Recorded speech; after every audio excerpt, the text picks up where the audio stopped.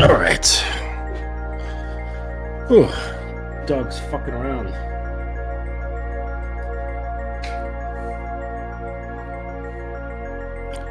Dog's fucking around.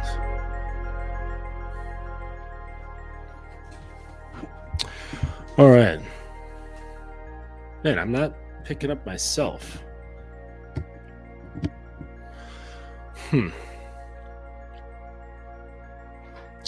Let's just check my sound here really quick because I got no monitor.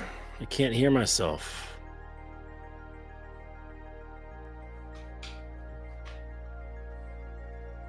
Yeti? Interesting.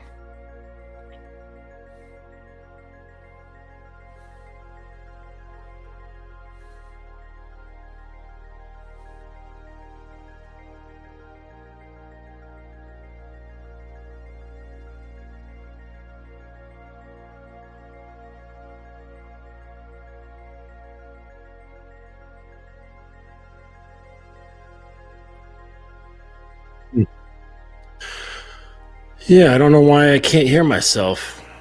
That's weird. Look like this.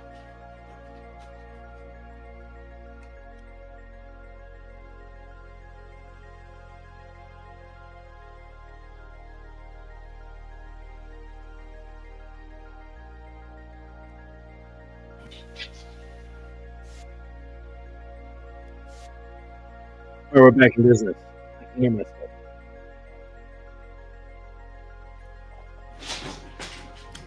Bro, what?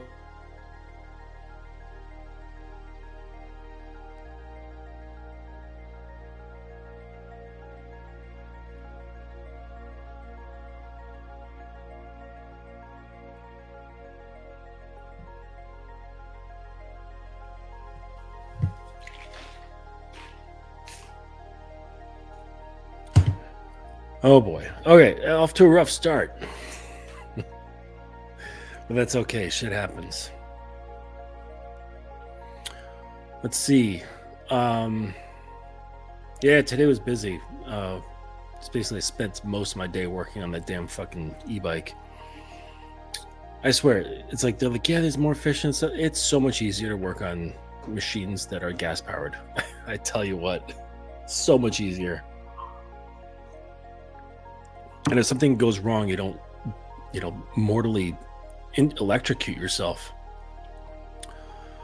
But anyways, hope you guys had a great Saturday.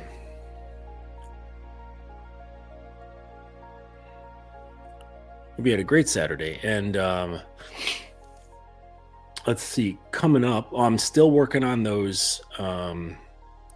Still working on those little modules that are available in the tutorials section of my website. So please go over to there and check it out. Go over to the website, thedominance.academy.com, and go to the tutorials section, and you'll see that there are, there's 3 of them there now. I recorded 2 today, so I have to edit that crap and get them in there. But those will be available soon. Definitely got some good things coming your way. Have a webinar scheduled with a friend of mine who is a fellow Dom, and he and I are going to be kind of talking about the destruction of the nice guy, right, and how to kind of dismantle the nice guy within in order to allow yourself to come forward. Because a lot of guys, they'll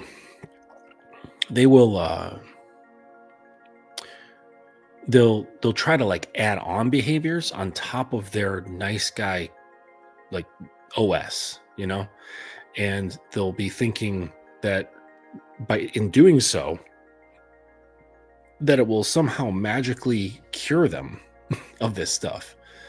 But when you do something like that, when you say like adopt like some sort of like masculine behavior, like, oh, I'm gonna like, be very mindful of my posture, I'm gonna be mindful of my voice, I'm gonna be mindful of all these different things and bring it to the forefront of my awareness, without dealing with your inner nice guy crap, then while you're doing those things, you're always going to be checking the corner of your eye, and part of your consciousness is going to say, is it working? Are the girls paying attention? Like always like checking to see if any of it is working to actually meet the needs of the nice guy. So it's just more false crap on top of false crap. The only way to win is to really just reach inside and start examining and dismantling those conditionings. That's the only way. And largely it does not feel good. One of my guys is going through that right now, and it's a pretty tough time for him right now. Just kind of sitting with that part of his darkness. And it's just the way it goes, you just have to do it. But whatever, that's how it is. What do I have here? Oh, wow, that's creepy. Anyways, so yeah, I wanted to talk to you guys about sexual prowess, growing your sexual prowess. And oops, I need to pull this up. But yeah, it's really important to really understand like the proper way, I guess, of being a proficient lover. And a lot of people, they don't understand this. They're like, a lot of guys will they'll be too much in their emotions. They will they'll become like a tactician. And I mentioned all these things in my book, right? How to Be a Dominant Lover, which can also be found in the store, or on the website rather. So there'll be these, like a bedroom technician, but their presence won't be filling the room.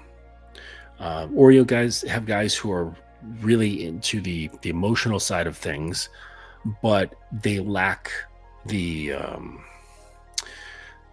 edge of really taking and commanding the whole room, right? Or just the scenario. But the thing is that none of them are wrong, but none of them are completely right. That's the issue.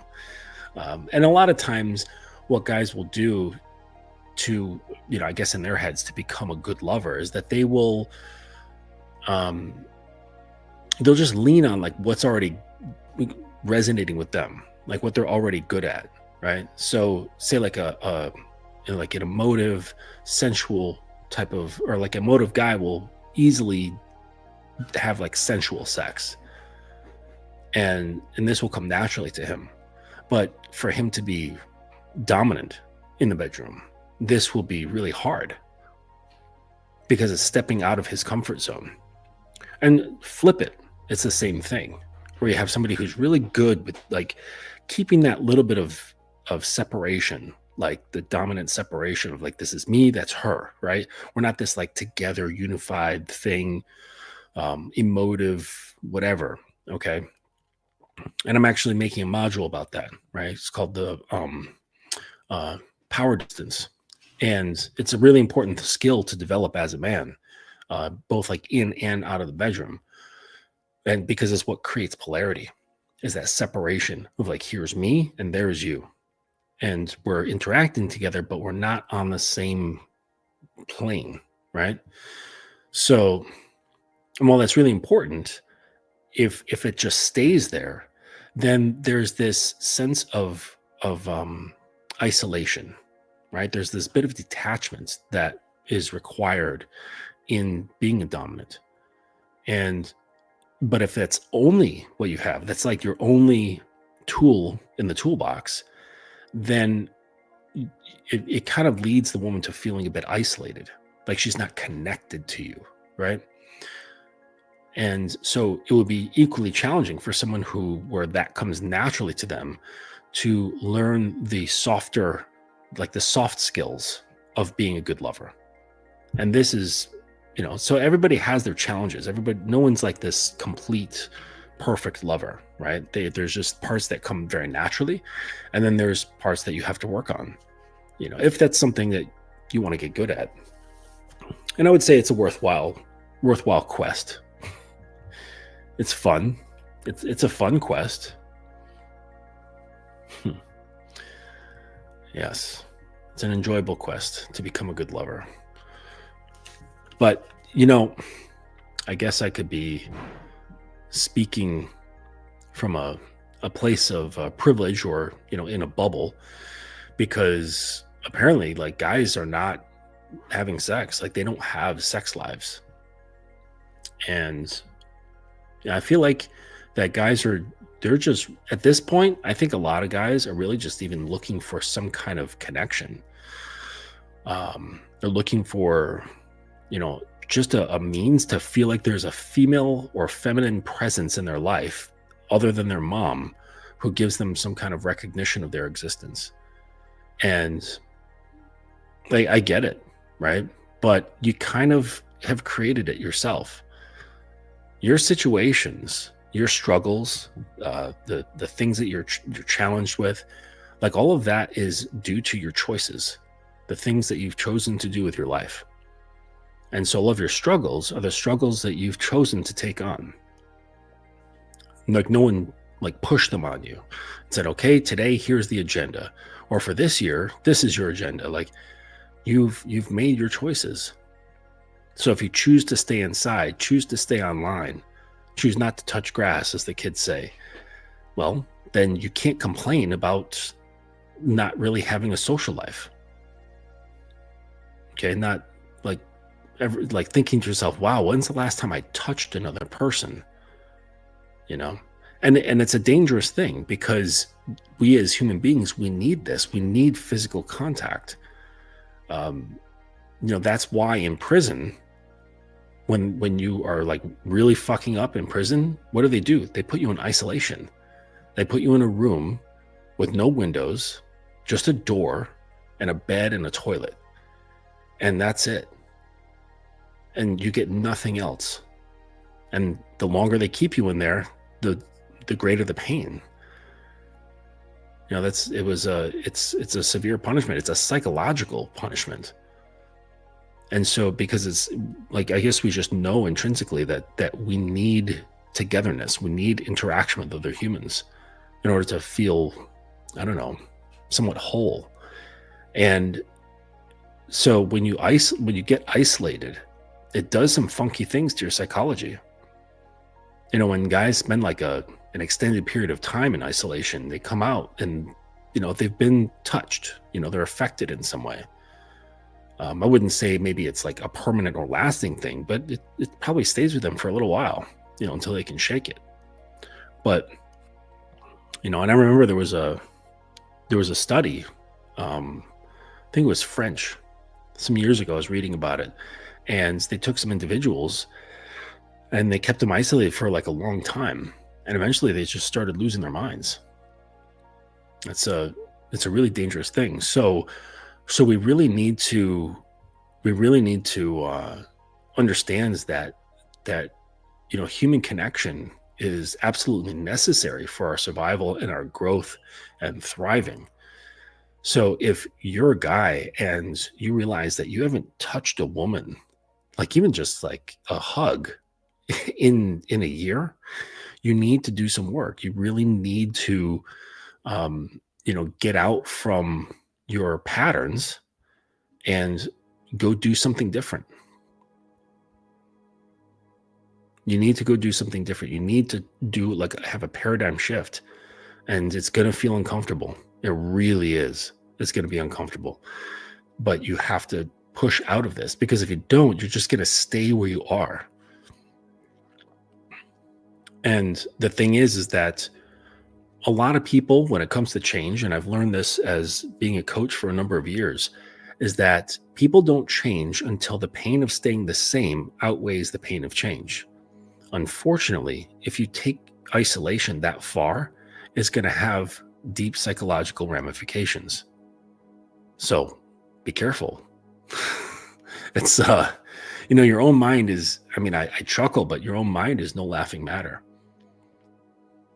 It's your mind is the difference between thriving and surviving. And if you don't have safeguards around your mind and do things to nurture it, then you're leaving yourself open to corruption, to rot, right? And so like your mind is the number one place that has to be treated as sacred. And so it needs protection as well as nurturing. This is very important. And it's like equally important to understand if, as a man, because if there's a woman under you, if you're a dom and you have a woman or if you have a sub and she's looking to you, you're taking on the responsibility of her mindset, of her perspectives, of how she sees things, how she interacts with things, how she interacts with herself. And so it's deeply important that you understand the just the gravity involved of protecting her mind, right? And helping her nurture her mind and grow her mind, as well as safeguarding it. Because when you are, say, like integrating into something long-term, okay, you're making an agreement, and either it's an overt agreement or it's a silent agreement that says we're coming together to kind of create this nucleus, like in a cell, okay? And that nucleus has to be guarded in a way. It has to be surrounded by something. You have to create a membrane that safeguards everything that's inside it. And so there's techniques, there's strategy, there's mindsets, there's embodiments that allow you to nurture this, right?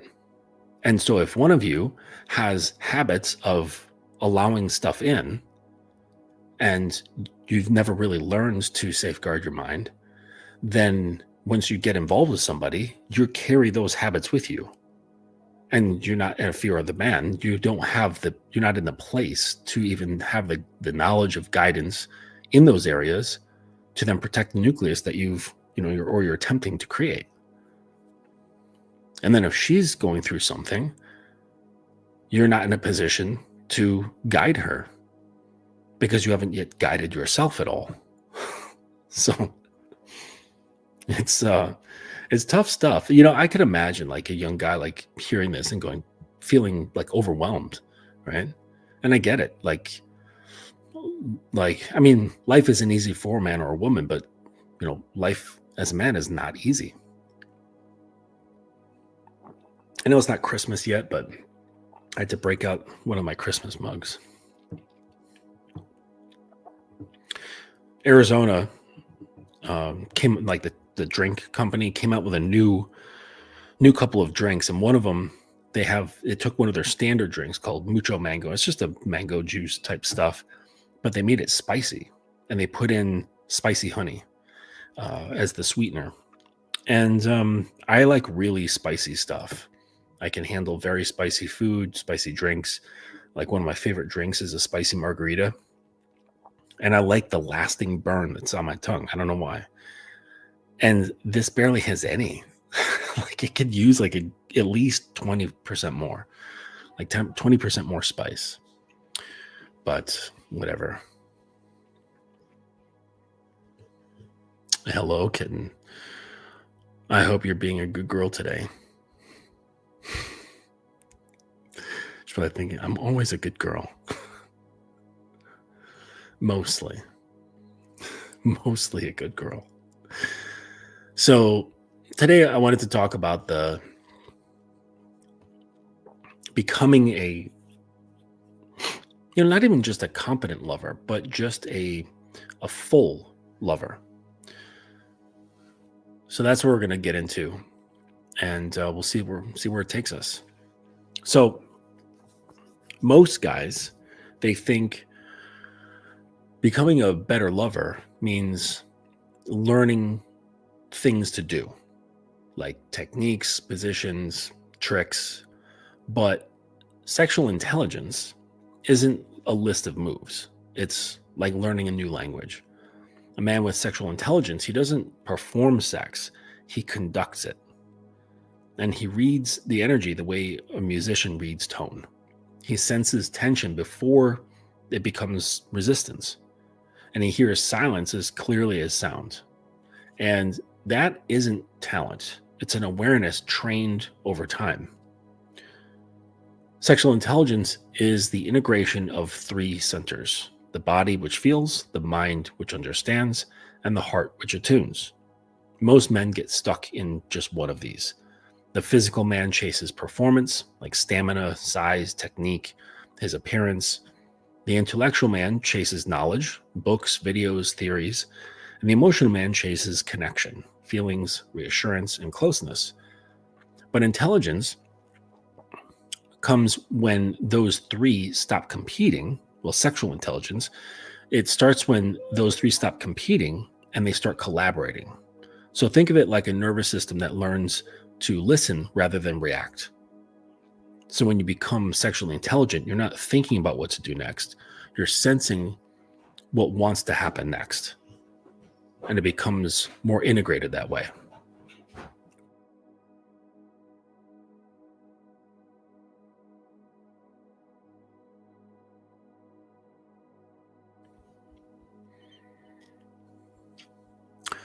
So every artist learns the tools before the art, and sexual intelligence has its technical side. Breath control, for instance. Most men, they hold their breath when they're aroused or prior to climax. And in doing so, they also hold their energy. Breath is their own. So breath is their own, is your control panel. When you exhale slowly, you slow your arousal. When you deepen your breath, you deepen your presence. The best lovers breathe for both bodies. They modulate tempo, rhythm, and depth through respiration. Then there's pelvic awareness, right? Or I'm sorry, pelvic awareness, sexual energy living in the pelvis, but most men are numb there, okay?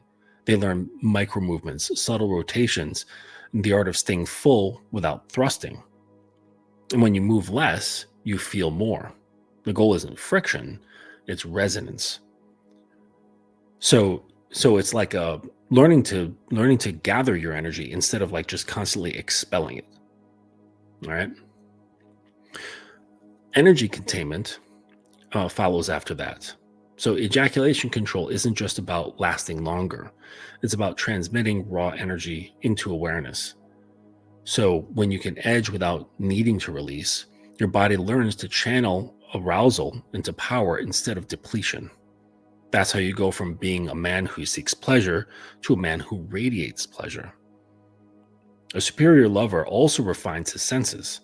He notices the difference between her sighs of pleasure and her sighs of tension, between the warmth of surrender and the chill of withdrawal. She will never say it in words, right? Just her body already does it for her. And the pacing, understanding that arousal is not a race, but a narrative. Tension, pause, build, release, again and again. So mastering rhythm turns you from a participant into a conductor. But here's the part that no one really teaches. You can be technically perfect and still leave her feeling empty, because technique without attunement feels like surgery. Soft skills are what makes sex safe enough to be wild. Emotional literacy matters. Most men feel either lust or love, nothing in between. But the feminine moves through dozens of emotional notes in a single encounter: curiosity, fear, excitement, shame, longing, grief, joy, embarrassment. So if you can read those shifts and stay unshaken and guide them, she feels seen. And that's what lets her body open fully. The next thing is presence. Presence is another cornerstone. It's not the same as focus. Focus is much more narrow. It's doing. Presence is more spacious. It's being there.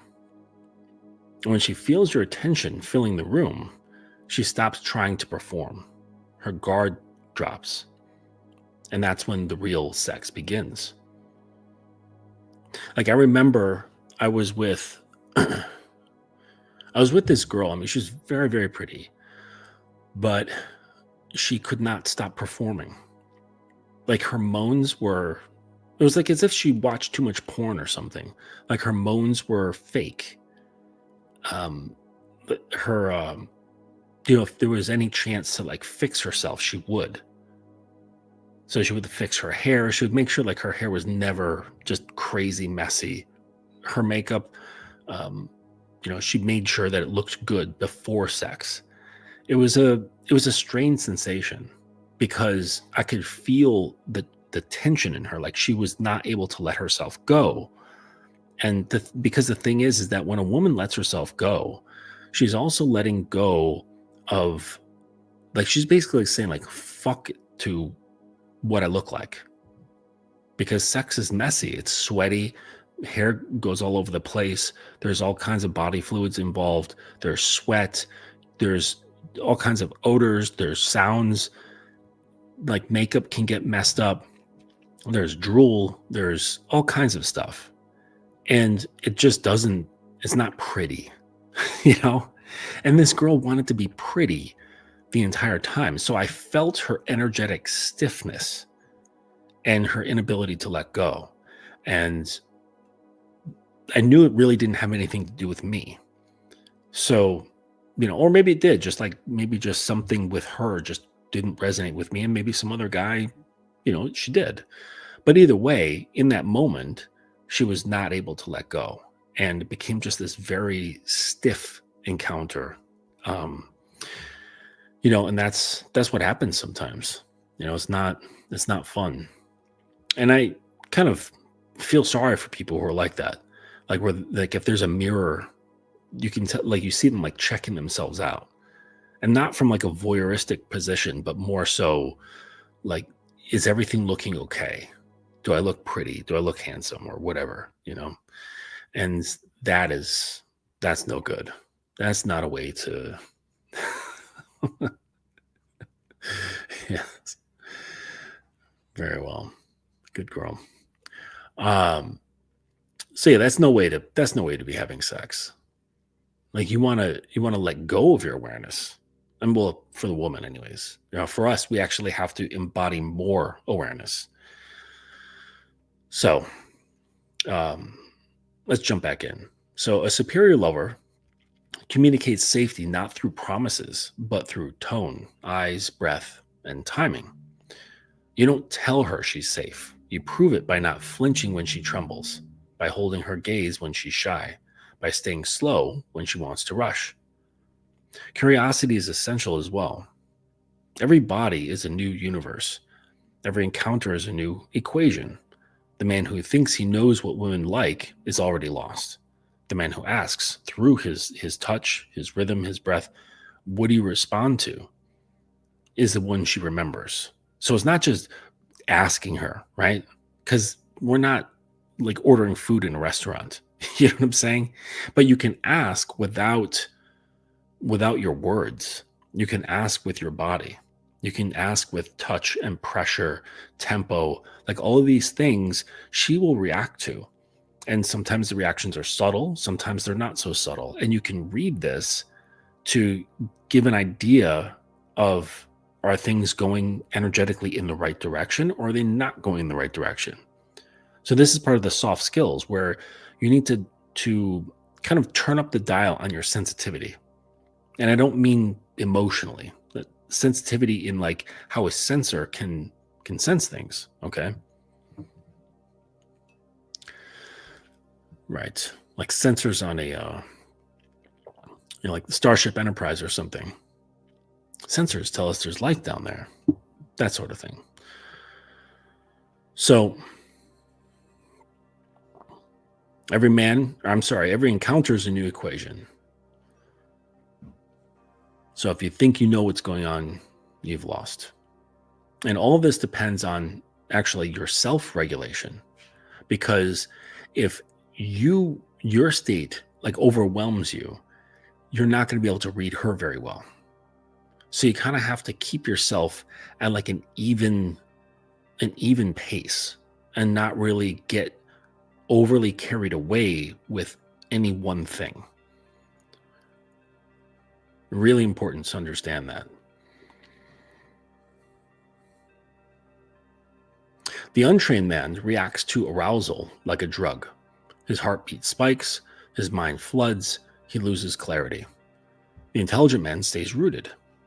He can carry desire like a burning coal in his hands without dropping it. That steadiness is what lets him take her further without breaking the container. The real edge isn't what you do to her. It's in what you become in her presence. Embodied confidence isn't swagger or loudness. It's the quiet knowing that you can meet whatever arises. You can meet her pleasure, her pain, and your own vulnerability without retreating. Emotional cleanliness is vital. Many men carry shame, resentment, and poor and conditioned expectations into intimacy. A superior lover purifies his desire. He learns to want without taking, to give without losing himself. Erotic leadership follows naturally from that.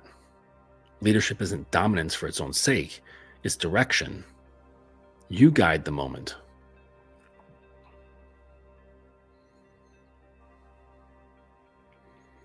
You guide the moment, you frame it, you pace it. The feminine doesn't want to think, she wants to feel. And that statement actually is something you need to take with you outside the bedroom as well. And that's one of the biggest mistakes that guys make, like say when they're out on a date, meeting a girl for the first time. And so many times, it's natural because people are nervous, they just get into questioning, asking dumb stuff, right? Where did you go last summer for vacation? What did you study in school? What do you do for a job? What's your favorite color? What's, your favorite movie?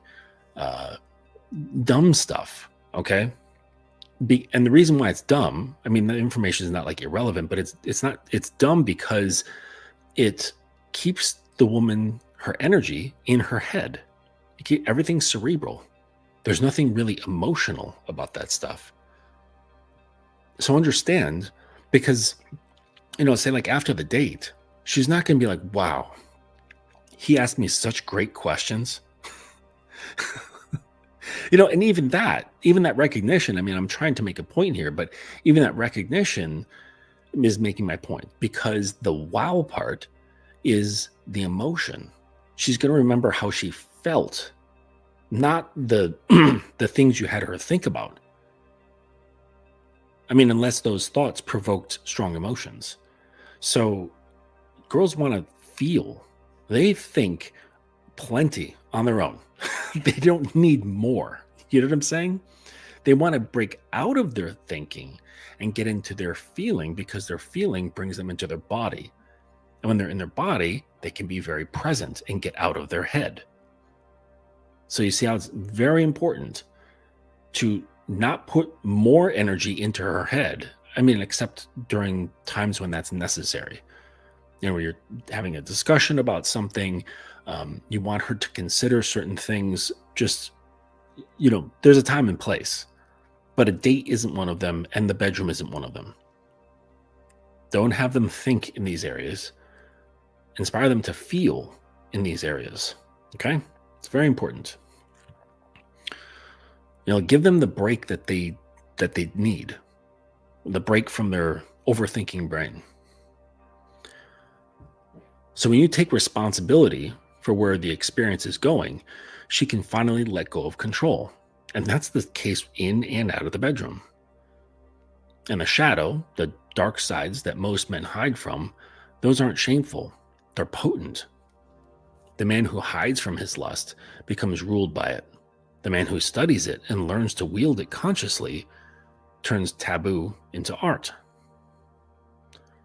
Sexual intelligence is the art of orchestration, of harmonizing two nervous systems until they vibrate as one.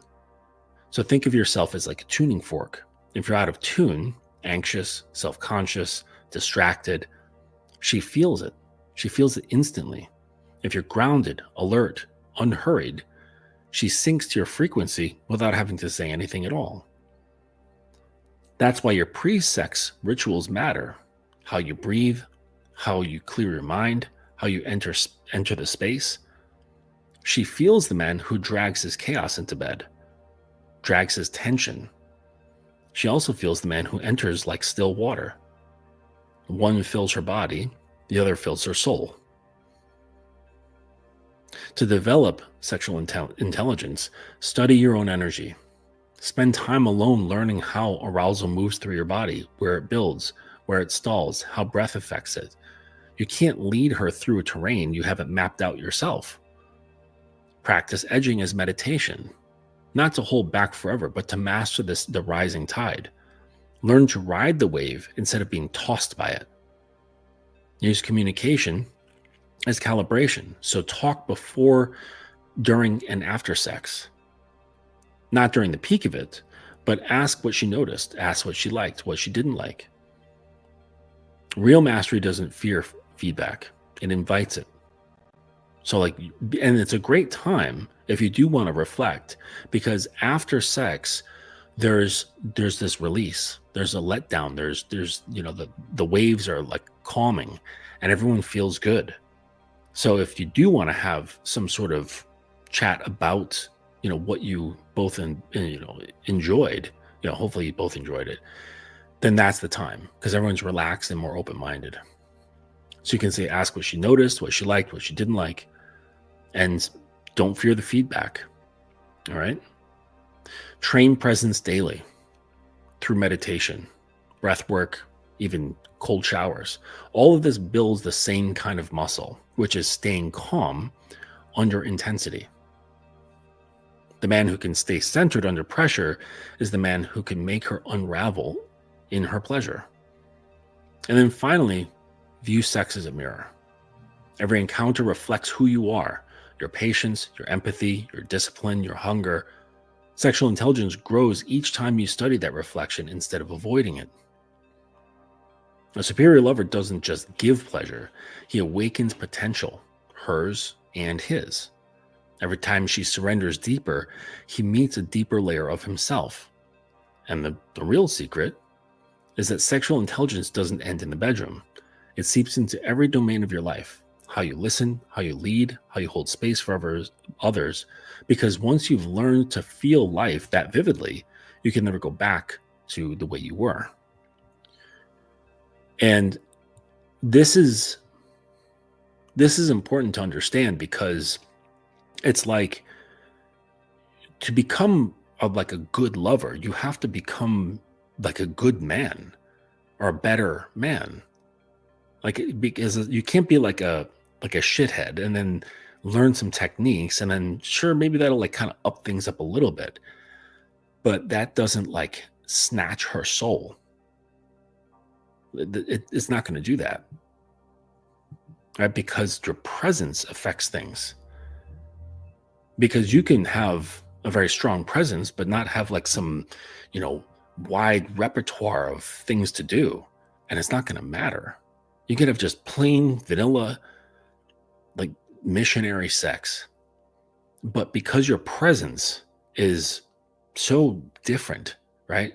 It envelops her, that the most plain things take on an entirely new and different format. And it transports her. It pulls her into just another field. And this is not a field that she's used to, because it's not her. It's the way, way opposite of her. And the thing is that in that, because it's not like her, the energy isn't flowing. It's not anxious. It's not erratic. It doesn't spin or anything like that. It's really still. It's very relaxed. And this is the opposite of her, which allows her to come into that, feel it, relax, and then she becomes more free, thereby experiencing aspects of herself that she may not even knew about, not have known about. That's profound. That's going to be profound for her, right? I'm not saying what I'm saying is profound, but it's going to be a profound experience for her. This is what's going to wake her up. And knowing that it was the tunnel for that was you, that's when things become really intense.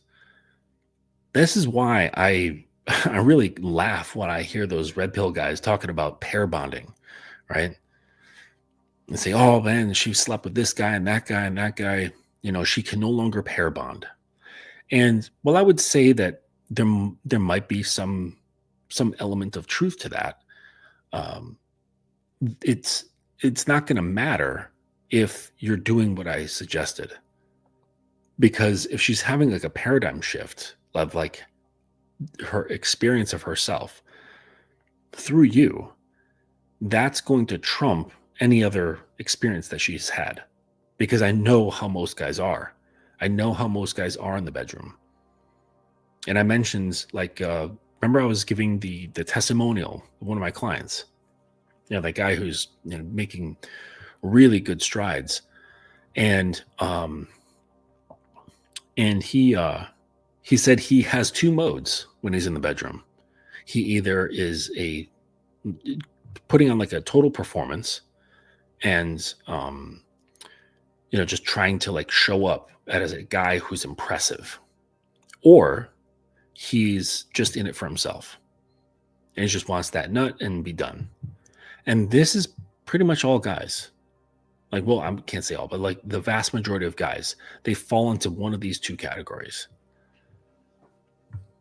And it's not transformative. It's not going to take her into like, what the fuck just happened to me? It's not going to do that. It's not going to have some kind of like transformative effect. It's just on how she feels about herself and how she feels about you. Right? Because now you're no longer just like a part of the male species. It's almost like you've stepped out of that slightly. It's like, yeah, he's a man, but he's something else as well. And, and that's when she's seriously touched. She's seriously touched at that point, and then, while you're like working on things like trust, that's when a lot of those walls start crumbling, like walls made of sand, and you're just spraying water on it a little bit at a time, and it's just starting to crumble. Right? Those walls that are, acting as barriers for the area of trust. And once that becomes part of the play and she really starts trusting you, now it's like anything and everything is up for grabs, especially if it's met equally with your own conviction and your own sexual confidence, right? Meaning that you're not doubting the things that you're into. She can't smell doubt on something that you like. And it's really important that she doesn't, which means that you have to fully accept the things that you're into. Now, if it's something that's very far out of the realm, okay, of say safety, then that's something that you need to discuss, right? Like if you're like really into C&C, which is consensual non-consent, that can get really, really intense. And I would say only people who know themselves very well, both the man and the woman, should be embarking in those types of sexual journeys, because it's very easy to make a mistake. And, we don't want people, getting injured like psychologically or physically, right? But if it's nothing like that extreme, then just trust yourself, right? Because it's going to be easier to deal with you trying something and just doing it. And she says, oh, I don't like that.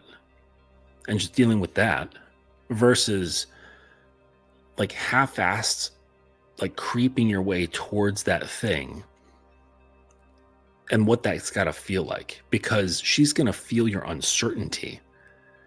And that's going to hurt more than her just saying, I don't like that. Because truth is, everyone's entitled to their own preferences.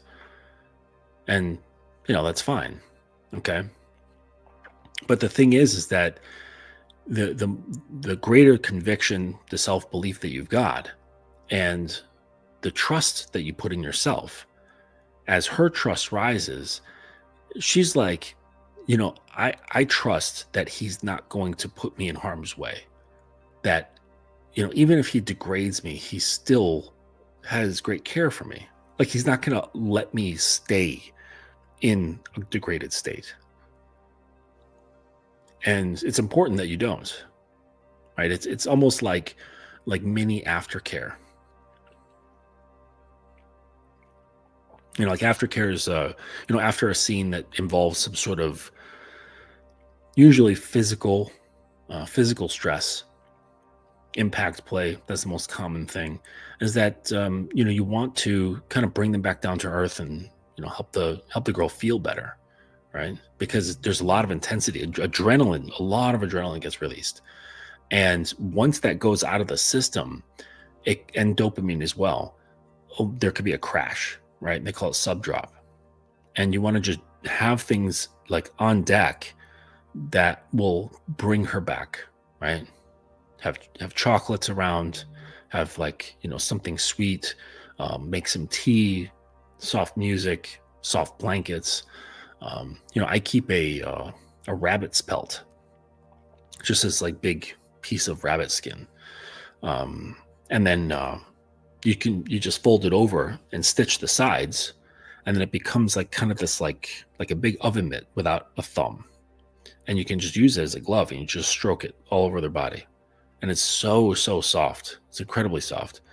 So even if it's not being used as aftercare, that can just be a nice sensual thing to do, as part of a massage, either before or after a massage. That would be really good to do, because it is really soothing. So I got mine on eBay. I just went on eBay and ordered a rabbit's pelt. It had different colors, different sizes, all kinds of good stuff. But this is, what I'm talking about is creating the scenario and creating the environment, physically, emotionally, and psychologically, such that you can give her the opportunity to be free. You're creating the opportunities for her to win. And that's the sort of attitude you want to go into your relationships. Now, there's a difficult step that requires that to happen, and that you have to get off of her level.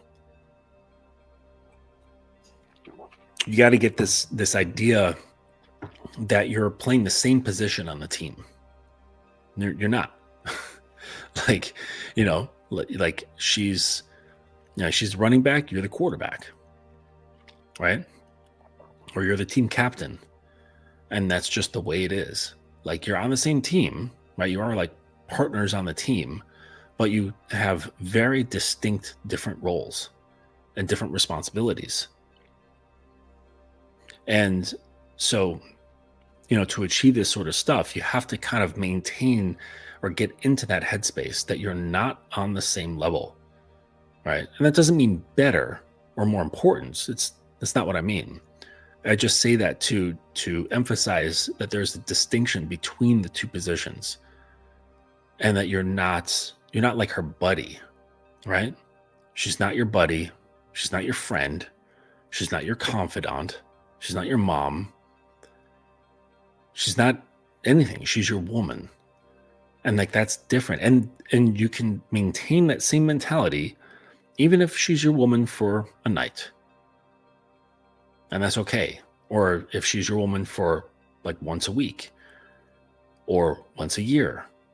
It doesn't matter, right? It's all about having that mentality that keeps you in that state, in that position.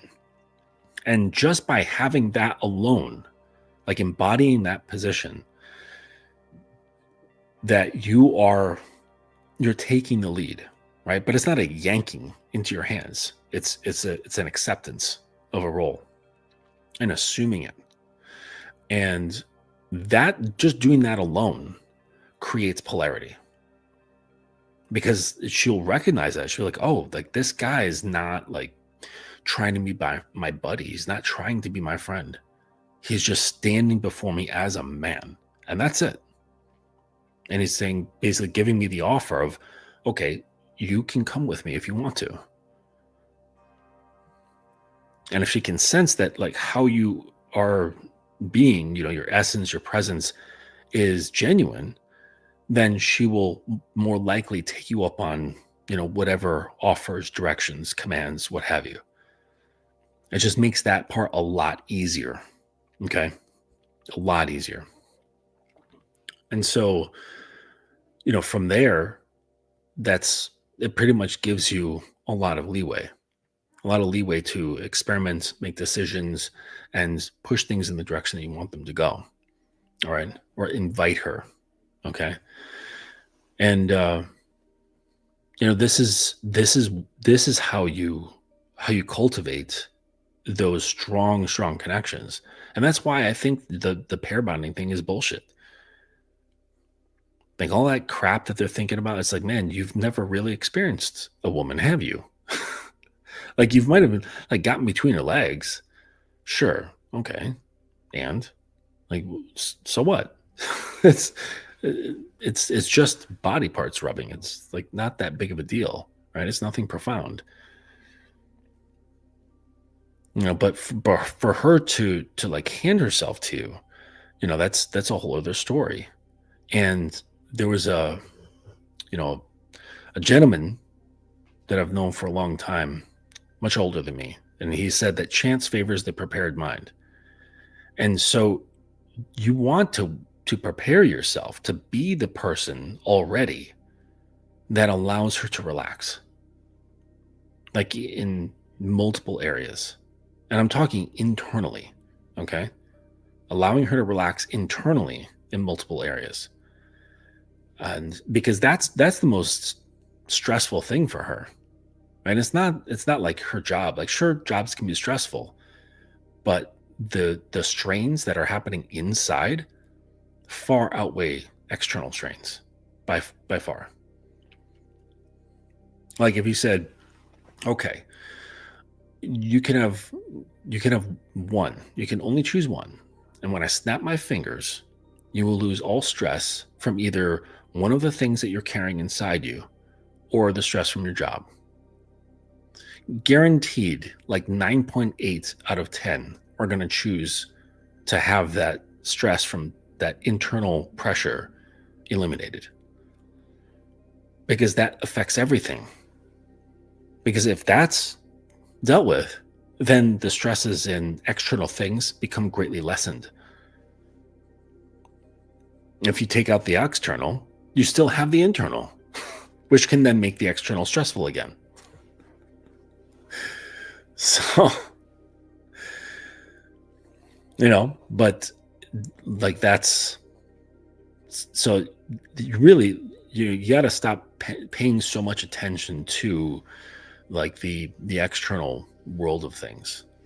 I know it's tough if you're a young guy and all that stuff, but it's really not that important. It's not that important if you're like wielding things on the outside. Sure, it's fun, it's cool, what have you, but that's really not, it's not going to do much. It's not going to take her far. Okay? Those things can be fun and interesting, but that's not going to make her say, fuck, I don't know who I would be now if I hadn't come across you. And that can happen just after one interaction. Like one sensual interaction, a sexual interaction, which is not just the sex. Okay. Like to me, that's just wasted potential. I used to be that way. Like I used to just have like body only sex, and it's fine. But I felt like I was taking things that I enjoyed and leaving them off the table. Like someone saying, okay, like, you can make a meal, but you're not allowed to use any proteins, right? You can use minerals, vegetables, fats, carbohydrates, but no protein sources. Okay. Can't use any fish, dairy, poultry, beef, none of it. And that might be fine if you're a vegetarian, but I'm not. So I would feel like I'm missing out, right? They're like, I'm like, no, I want to cook with some, some proteins. I like that. And so for a time, that's what I did. And it's not as cool, because that's saying that I'm limiting the areas in which I can influence. And I like to influence a lot. I want to not just come in and conquer her body.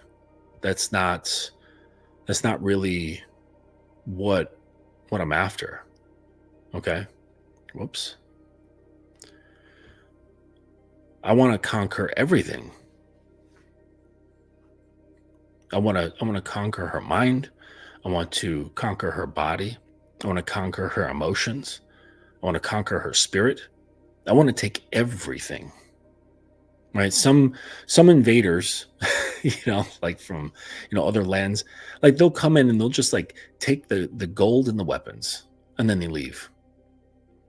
Like, I don't want to do that. Like, I've done that before and it's not fulfilling. It's like, I want, when my boat is leaving their shores, I want to look back and see nothing. Nothing. I've taken their livestock, I've taken their children, I've taken their women, I've taken their men, their gold, their supplies, their weapons, their horses, everything. So I don't believe in the whole idea of like giving like limited dick. Like, I'm not gonna, there's guys that I know of, and I've heard just regular dudes, and they're just like, yeah, I'm gonna give her like grade B or grade C dick. It's like, why? It's like, oh well, then you don't have to deal with them afterwards, because if you give them grade A dick, then they're gonna become entranced, they're gonna be addicted to you. And I'm like, well, if you can't manage that, then you probably shouldn't be fucking her anyways. You know what I'm saying? Like, you're in over your head if that's a problem, right? If you can just like fuck her well, but you can't lead her well, then you're missing some skills, or you're misaligned, right? You're out of alignment, or you're missing information. You have missing development. So I guess I could understand if you're going to just give, grade B or grade C dick, and so if that's the case, I would agree. But if you know how to lead, there's no reason why you should suppress yourself. What, for fear that she gets really interested in you? Why is that a problem? So just 1 second.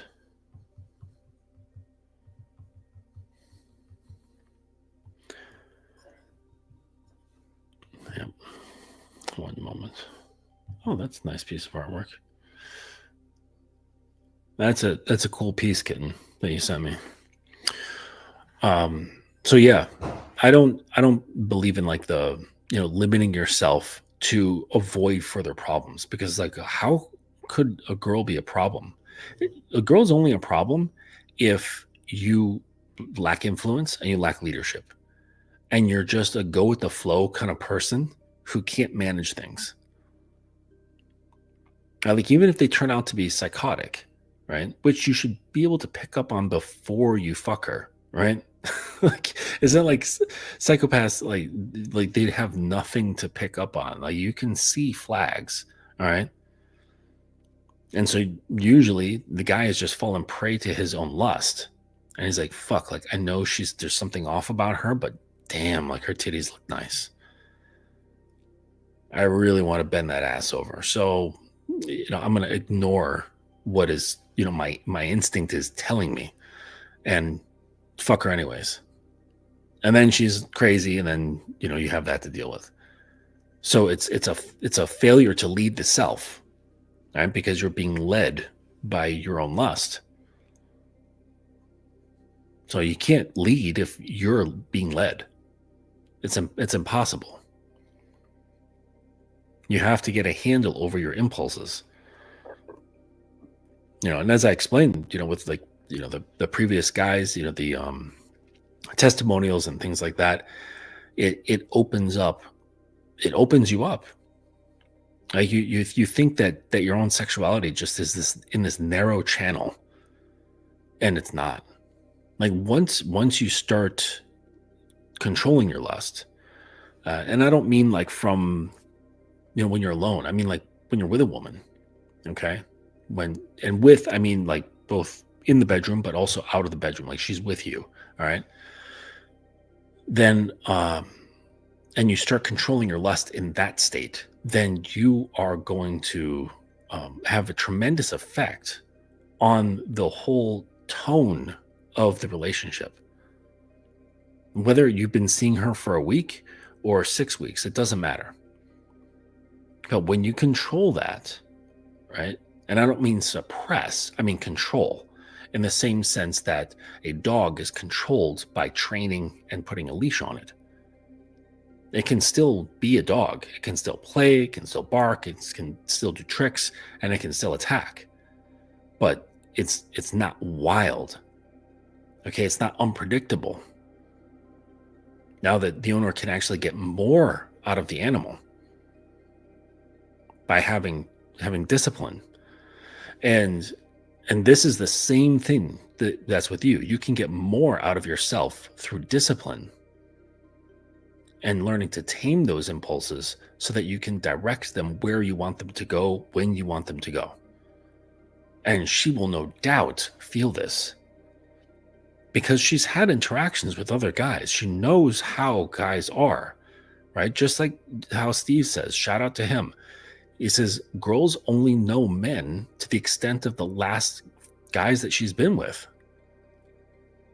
That's what she knows. So she's like, oh, this is what men are.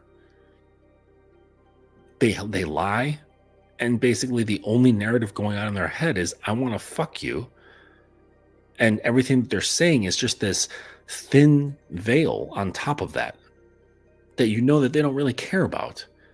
And maybe you play along because like you don't want to make it seem so obvious that you're in this like situation that you just wish were a little bit different.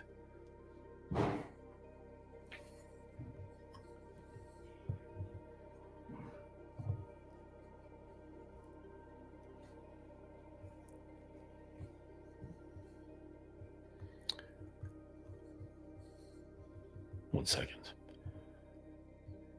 So yeah, girls can only know men to the extent of the guys that they've been with. So if you're coming in with a completely different vibe, a completely different presence that is not pulled towards her, right? Because on a certain level, a girl certainly does want to be gravitational, right? Because it's their ego, right? And everybody has egos, don't we? And girls like to be attractive. They want to feel desired. Unfortunately, it's by guys who are easily pulled into their gravitational field. It's like, I don't want to be liked by the guys who are easily liking me. I want to be liked by the guy who doesn't exactly show that he's so easily pulled into my gravitational field of my own. And when he's not, and his field is stronger, it overtakes hers. And now she's the one orbiting you. She's the one who's being pulled into your field. And that's a tremendous shift. I wish I could show you this like little cartoon, I guess, of just these line drawings. That's really funny. That my submissive. Whoops. Oh, geez, sorry. That's funny. I didn't realize there was music on it. But yeah, so my sub sent me these drawings of this artist on Instagram. What are they called? Cavanel? Kavanel, digital artist. And they've got like really good they've got really good line work. It's interesting. And there's this one panel that shows shows a man and his like cute little girl that's with him.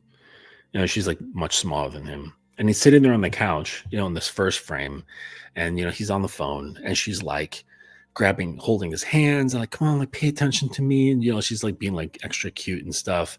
And then he's still on the phone. Like he's not moving. Like in every frame, like he's the same. And like next frame, it shows her like pushing her feet on him and like playing footsie. And the next one, it shows her, doing this other thing. And then he's finally like takes her over his knee and like spanks her, puts her back on the couch next to him, and he's like back on the phone. And that is, it's humorous, but, and a little like dramatized.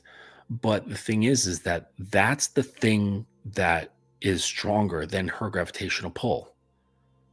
Like no guy who's actually like really drawn into a woman would even consider being on the phone, or, maybe like metaphorically speaking, being on the phone while her cuteness is sitting right next to him trying to get his attention. Now, there might be guys who know that this has some sort of effect, so they'll purposely do these things in order to kind of like maintain her awareness and her attention. And that's not good, right? That's manipulation. It's not just, he's naturally just gravitational. He's naturally grounded. He's naturally just like, this is the thing I need to do now, and that's it. And not really having so much awareness of her. And she's like, pay attention to me. Like, come on. And like playfully. And then he gives her attention, and it's intense attention. It's a little bit of a spanking. But that like opened her heart in like so many ways and layers and levels and that sort of thing. Right. And now she's like charged from that. I know it. I know if my sub was doing something like that and just kind of like playfully poking the bear, right? And then I grabbed her and spanked her. She would be, I don't know, she'd be electrified, I think. She'd be but at the same time, like calmed, reassured, like a whole mixture of feelings, like just from something like that. But the point I'm trying to take from this is that he was not drawn into her. Just as it's more powerful for you not to be drawn into her. She doesn't actually want to be a planetary body. She doesn't. I mean, like maybe not as sizable as you.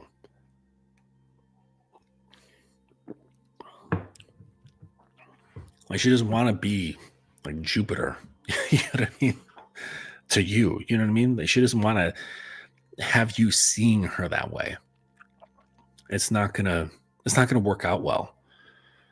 Well, part of her wants to be a planetary body, just so that, because we all have egos, she wants to be seen as pretty. She wants to be not invisible. She wants to be recognized, right? Cherished, respected, those sort of things. Maybe lusted after just a little bit, not to the point of crazy, but to that feeling of being lusted after, desired. Okay. Most people have the desire to be desired, and that can become a trap. Actually, it can lead you astray if you follow that path for too long or too deeply. The desire to be desired, and this is when people just go nuts. Right? They go crazy with, how they present to the world. Maybe exercising to the extreme. Body modifications to the extreme, and it just gets out of hand. But a little bit is natural. But the thing is that she doesn't want to have like more gravitational force than you. She wants to feel that yours is more intense, that she not only recognizes it, but feels compelled to be like drawn toward it. And this is really like what they're after. It's the feeling, is the feeling that they're after. It's like, I just can't help myself. Like, my body is being beckoned towards him. My heart is being beckoned towards him.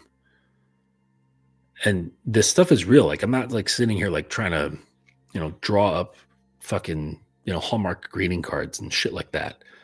And or rub some crystals and snort incense. I'm not talking about that. Like, this is all psychological principles. This psychological stuff. Okay. And it's, this whole like, oh, she's, if she was with Chad, she's been like alpha widowed. That's another one of their isms, being alpha widowed, where if she's with a man who's like so alpha, and it just dwarfs all the other guys that she's been with because he's so alpha, that after being with him, she's become alpha widowed. And there's like a hole left in her heart because he was so alpha.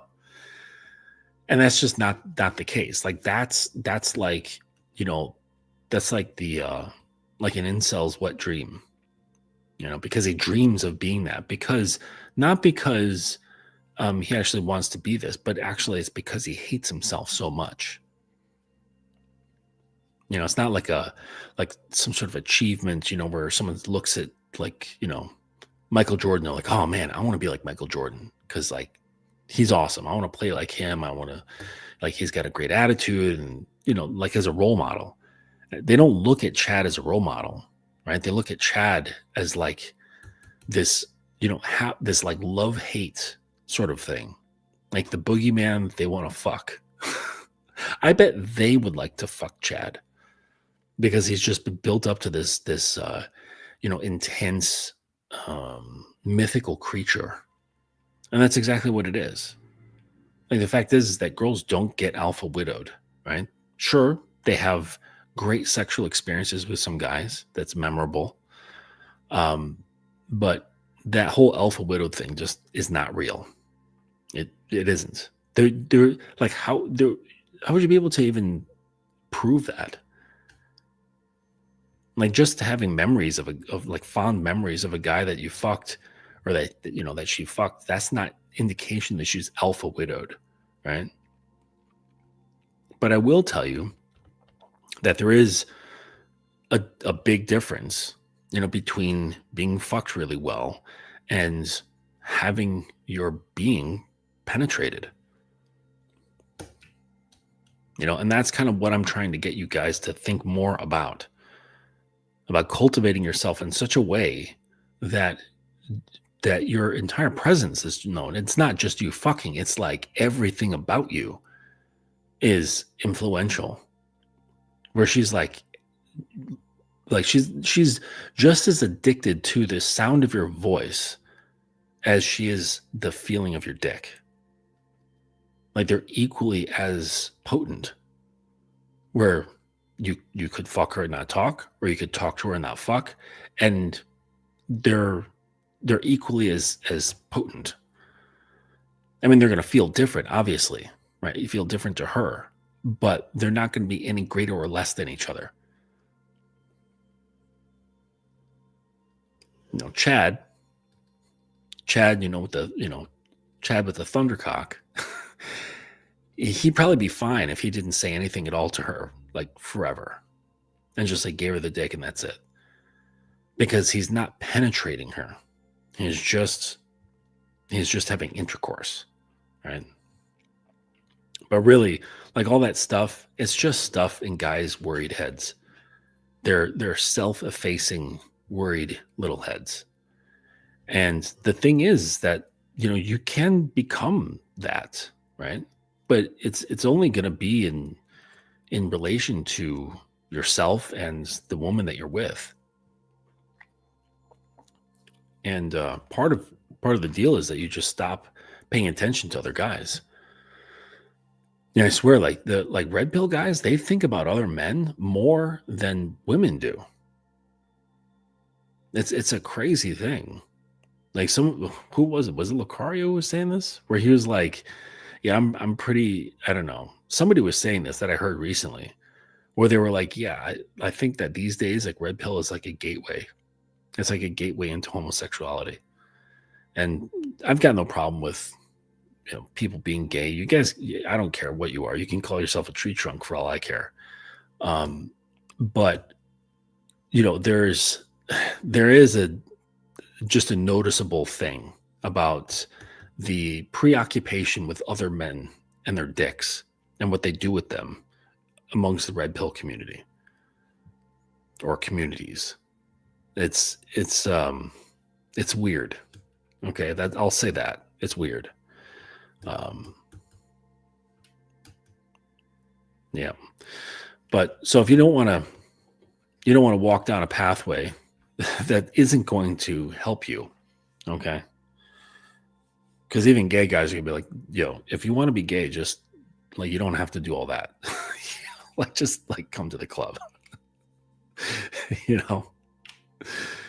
But anyways, come to the club, get a good haircut, start a skin regimen. You'll be fine. You don't have to be all this like red pill shit.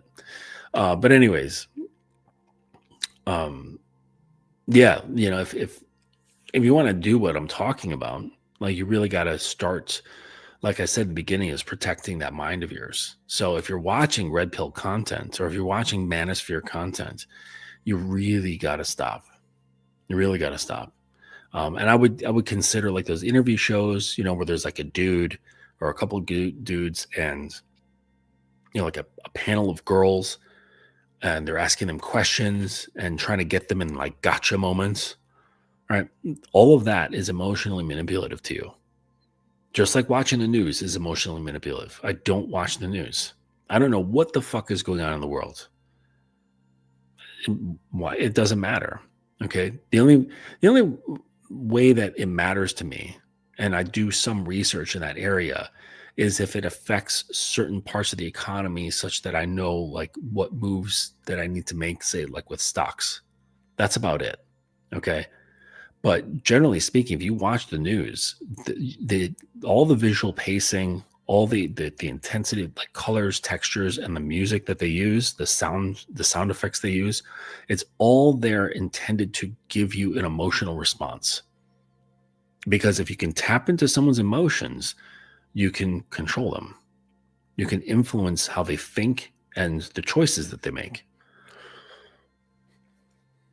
So if you want to learn more about this, I've mentioned it a while ago, but go on YouTube here and look for this documentary called The Century of Self. It's a long documentary. It's like 3 hours long. So you can like watch it in sections. But it's all about this guy, Edward Bernays. And Bernays was someone who, like, I think like studied under Sigmund Freud, or he was a friend or a relative. I don't remember. And Bernays, he was really into psychology, but not on this like individual basis, right? That was all Freud. Bernays was interested in how psychology worked in masses, and did various experiments, and came to a lot of conclusions. And he was like, "Holy shit! Like people, they are affected in mass." Like you can do a certain set of stimuli and cause lots of people to have certain reactions that are relatively the same. And so he devised a whole bunch of systems and understandings. And then he basically became the benchmark for marketing, like marketing and advertising. And he was hired by like a number of governments to run their propaganda campaigns and things like that. And now the principles that students learn in college when they're studying like comm design, right? Which I think that's communications design, that's marketing, advertising, all that good stuff. They use all of his principles still today. And that he was back in what, like the 1930s or 40s or what have you. And so all of those principles are still active, still influencing your mind, still influencing how you think, feel, which then affects your choices and your habits. So, like, be aware of this stuff. Watch the documentary and educate yourself of like what's actively happening right under your nose. So like I don't watch the news. I don't listen to the news like on the radio or anything like that. None of it. Like it never benefited me. Like I would like watch the news and then be done with it. Like, how is my life any better right now?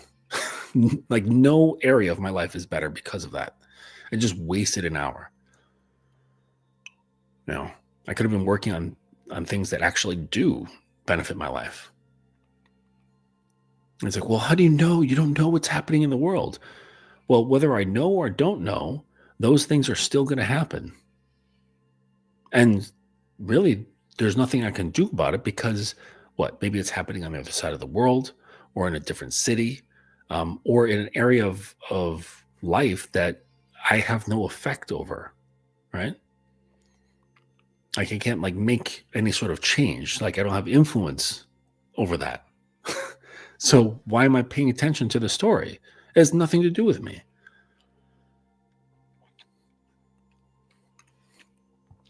Just some things to think about.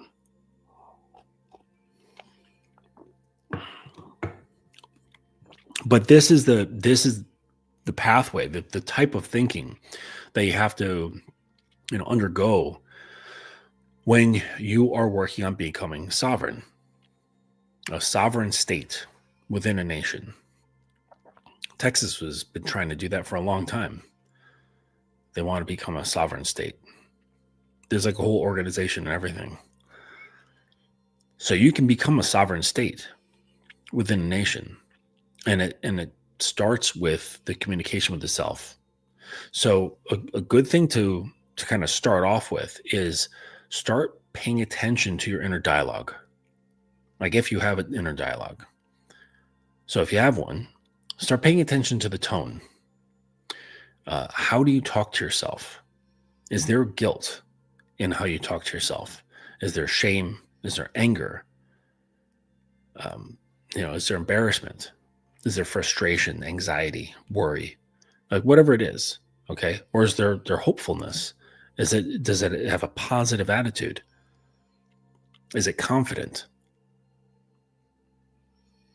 So you got to pay attention to what your inner dialogue like sounds and feels like. And that's the beginning process. And if you have any sort of like negative thought patterns, you need to extinguish them. You don't let them come through. And this is where you use like what I call like the hatchet and the compass. So just like you would with a woman, and she's said something that's not correct. Okay, either it's out of line or there was, it was delivered improperly with, say, like a mood or emotion, or just the words themselves that were screwed up. Maybe her grammar was off, whatever. Okay, and immediately the hatchet comes out. And it stops the continuation of that. And the hatchet is basically saying, I see this, and this is something that needs to be addressed. That's all the hatchet does. You want to stop things in its tracks to bring recognition to something that needs attention. And then you give it its proper attention. And that's where the compass comes in, right? The compass shows us direction, shows us proper direction. And so you correct what was misspoken or mispronounced or delivered with the wrong energy or the wrong mood, all right? If, say, like she was disrespectful in something that she said, so maybe the words themselves weren't, but maybe her attitude was off. And so you correct it. You say, oh, listen, I hear you. I understand what you're trying to say, but if you want me to truly listen, it must be delivered like this.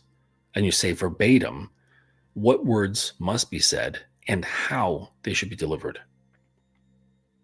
And, if she's too deeply sunk into whatever mood she's in, you recognize that and you say, hey, listen, I can see you're really upset right now. So what we're going to do is we're going to put a pin in this conversation and we're going to come back to it in an hour. And once you've gathered yourself and you're centered, we can then continue this conversation. And that's it. And then it's just done. You dead the conversation until she has emotional composure again. And you just keep coming back to that like a broken record until she is. So the same thing is applied to yourself. So with those negative thought patterns, it's just someone who's out of line, someone who's behaving out of line, and you're directing them to what behavior is expected of them. Right? Because it's like, who's the ruler here? Who's under rule? Is it this negative thought pattern? Is it your emotions? Right? Or is it your higher self that knows better and wants better? So it becomes a habit of just paying attention first, paying attention to those thought patterns. And the second they come up, the hatchet comes out. And it might be like a game of playing whack-a-mole, if you ever played that. It's like this machine that's often in like video game arcades, and this little like creature pops up out of a hole, and you whack it with a mallet, like a soft mallet, and then it goes back down. And then there's other holes. And so you don't know what hole it's going to pop up at. And you just keep whacking it. And every time you whack it correctly, you get points, right? If you miss, you don't get points. And so dealing with those negative thought patterns can be sort of like whack-a-mole, where you hit it and then it comes right back. You hit it, it comes right back, right? And that's sort of the game you have to play when it comes to training. And so you're learning like a multi-dimensional lesson in training yourself, the soft aspects of yourself, right? Which is just your the thoughts, they're like, it's like the softest thing ever. Thoughts, there's no form to them.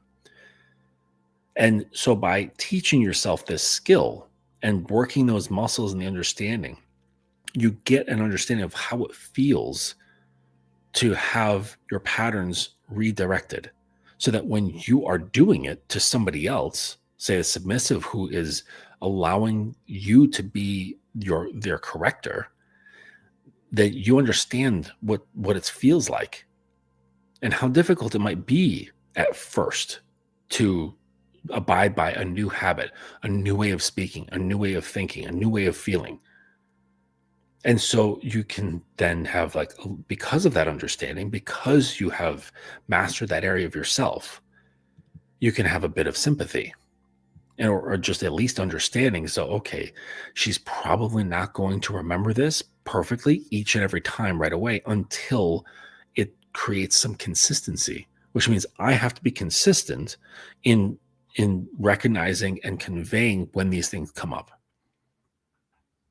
So if, say, you want to say, like, she repeatedly has like grammar issues, right? Maybe English is like her third language or something like that. It's not perfect. Okay. You have to be on top of catching it, right? You can't just say, hey, new rule, you need to correct your grammar. That's not going to work. Okay. Because there's long habits of this. Just like for you can't say to your own self, to those negative patterns, to go, hey, by the way, starting today, there's not going to be any more negative thought patterns. No more negative self-speak. And I don't know, maybe that works for somebody. I would love to hear from you and teach me what you've done so I can teach my students. But for the most part, it's not like that. It comes up and you have to do it again and again and again and again, because that's what training is. Training is rote, right? It's just, you're just hitting it over and over and over until whatever has resistance has submitted to your will. And part of you can use your will to influence other parts of you. That's why it's called willpower. Yes, because there's power in it. There's power in your will, saying, I want this. It just takes the consistency. And so, understanding how to do it within yourself, it allows you to understand how to do it with another person. And it gives you some understanding, gives you a little bit of flexibility. And you're like, okay, I understand that training new behaviors, new awarenesses takes time. It takes repetition, and it takes presence. So I have to know this myself and teach her how to do this, if that's what happens to be going on. And it's the exact same thing I teach my guys. So you have to first develop an awareness of your habits, because up until this point of me recognizing and pointing it out to you, you didn't know that you used to think in this way and speak in this way. That was just your normal way of doing things. And that's okay, right? We all have them. We can't see every angle of who we are. So that's why it's helpful to have a guide. And that's part of the responsibility of when a woman puts her trust in you to be her guide, to be her influence. Because you're basically saying without saying, I'm going to watch you. I'm going to pay attention to you. Like, not just in the way that like regular guys pay attention to their girl. Like, it's not that. Like, sure, that's going to be there, to some degree, but you're coming on with a totally different angle of paying attention, right? And this can feel, I can imagine, I don't know what she's feeling exactly, but this could feel like both, I would say both like cherishing, right? She probably feels very cherished, very noticed, loved, but and seen. But at the same time, it's like, oh, he sees me. And then it's like, oh, he sees me. There's like a little bit of pressure, because it's like, all right, he's now watching my moves. Like, no one's ever watched me like this before. He's really paying attention to me, because that's what happens with guidance.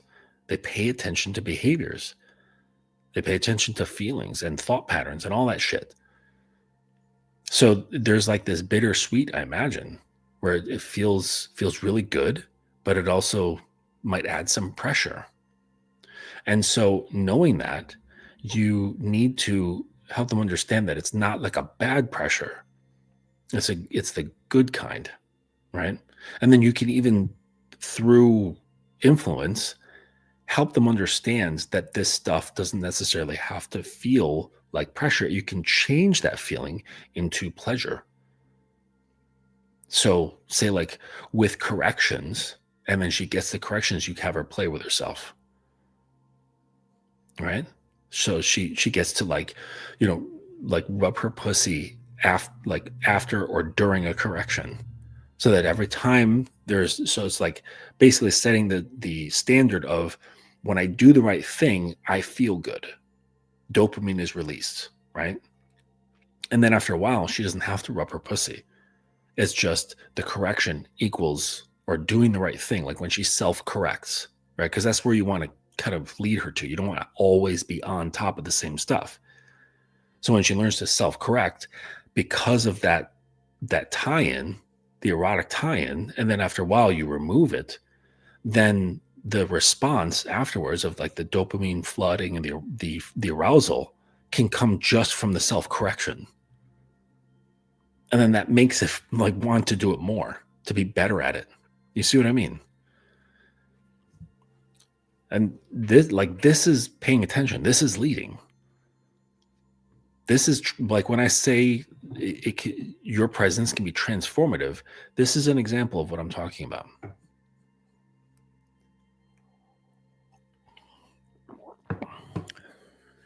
What do we have here? What's up, Lupe?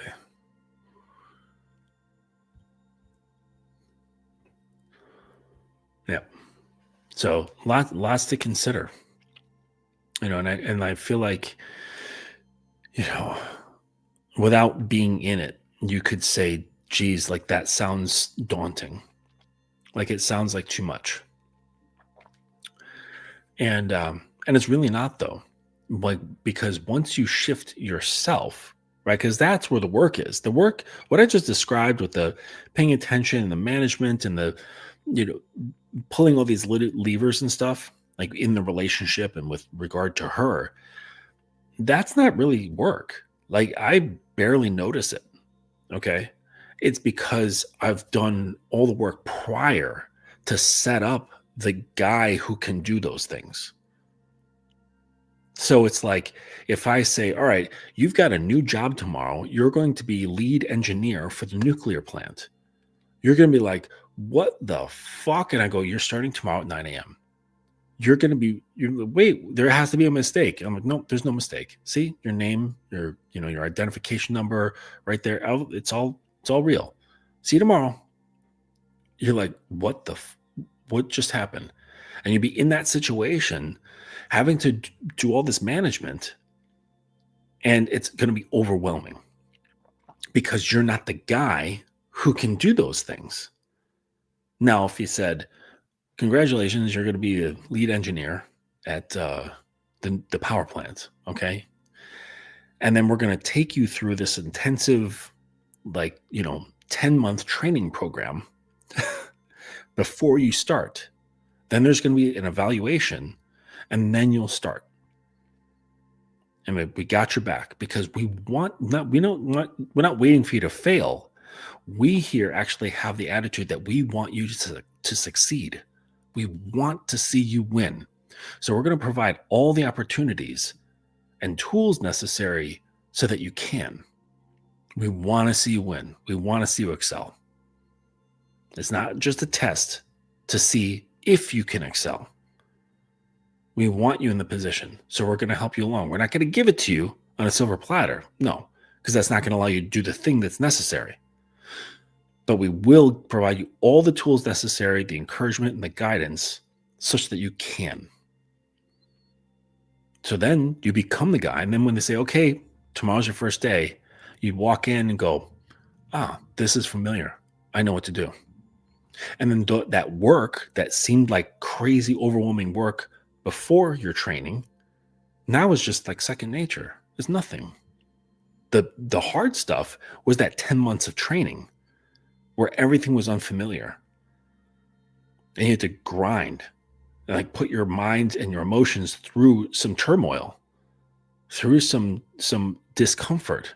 Like what I was reading before, that article that I wrote, there's an area in there about discomfort and how discomfort sharpens your edge. It makes you comfortable with tension, such that when tense things comes up, like your first day on the job at the nuclear plant, it's not tense because your nervous system has experienced it over and over and over and over again.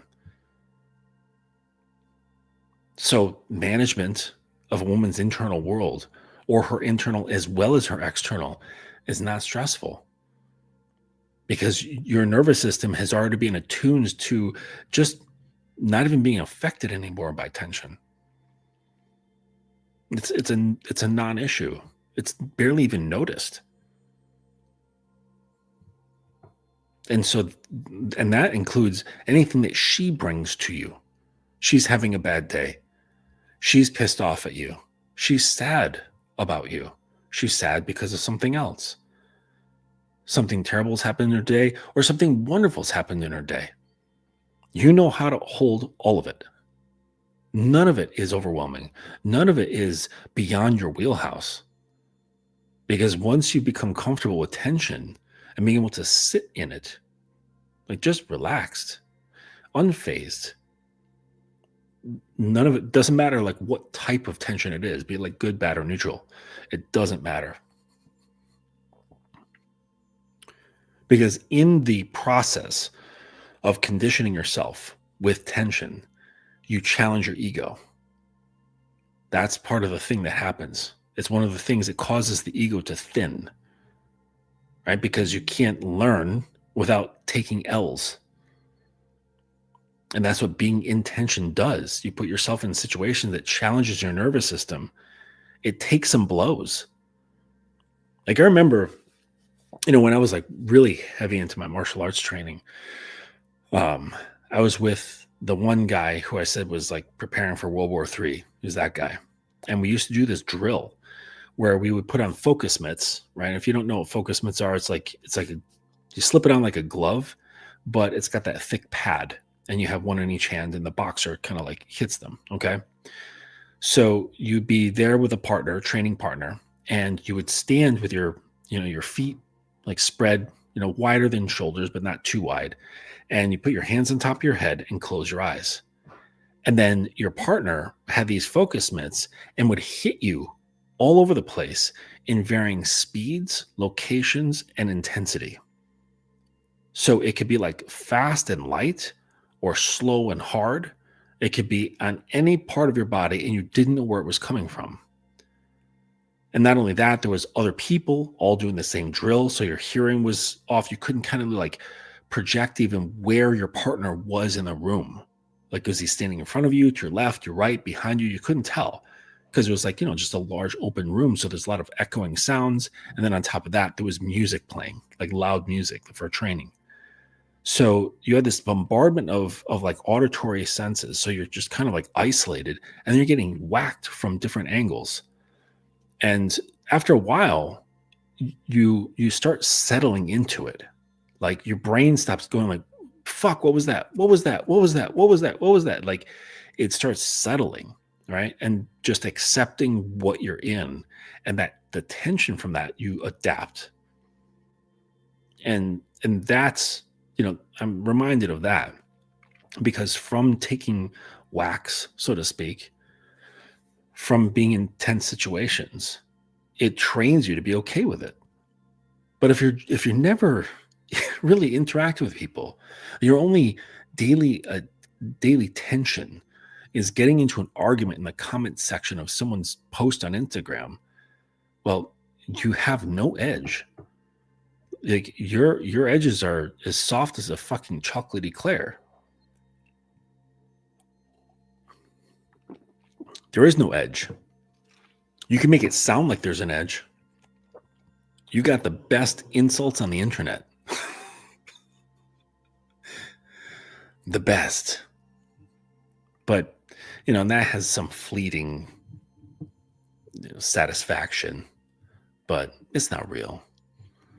But I'm sure you can tussle with the best of them in the comments section. I'm not talking about like, well, you should be able to fight in real life. Like that's irrelevant. It's just being able to train your nervous system to withstand, to be resilient.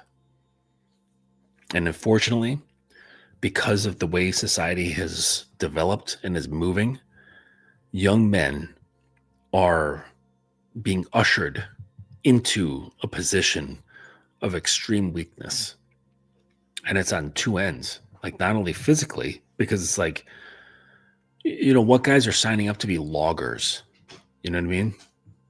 It's like, why would I want to be a logger when I can run like a small e-commerce business and make 3 times as much money and just travel, and just basically live out of my laptop and not have to do anything physical at all. Like, I get it. Like, that's just the way the world has gone. You all right? Yeah. Dog repositioning. But, and then psychologically, they've got a very, similar thing going on where there's been influences to soften you up, make you ripe for the, the banquet where you are the ones that are going to be had for dinner. It reminds me of, Bugs Bunny cartoon where he gets like caught and they're like, we'd like to have you for dinner. And he's like, really? I'm honored. And then they put him in like this big pot. I mean, he thinks it's a bath, but they're really like chopping carrots and celery and, broth and things like that. And it's not a bath. They're actually literally having him for dinner. That's what's happening to you guys. That's what's happening to the modern male. And, what's sad is that I think by now they're aware of it, but there's such like pleasant things to be distracted by, like within that world, to basically like the world of online, that it makes it pleasant, makes it bearable, right? The YouTube, the streaming services, the porn, the video games, just like the visual visual consumption off of a screen, right? Which includes like shopping, buying shit on Amazon, buying shit on eBay, buying shit on Temu or wherever you want to buy stuff. Oh, which reminds me, regarding buying stuff, go to my website, thedominance.academy.com. Check out the coaching call packages, the store where the tutorials are, and pick yourself up a couple of those audios. It will not break the bank, I promise you.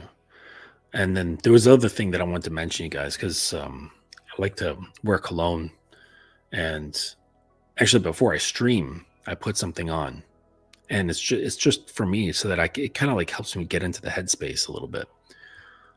And there's this company called Dua Brand, and I found them because one of my favorite brands, Parfums de Marly, their bottles are incredibly expensive. They're so expensive for their shit, but I get it. It smells amazing. And in research, I found this company called Dua Brand, and they make duplicates of all kinds of famous fragrances, and even ones that are not so famous. And they also do weird blends. So they'll blend 2 different brands together. Really interesting stuff. And they sell their stuff in like different bottles or different sizes, right? You can get like just 10 ounces if you want. But check out Dua Brand if you want some fragrances, and you can get a bunch for the cost of like one, top of the line bottle.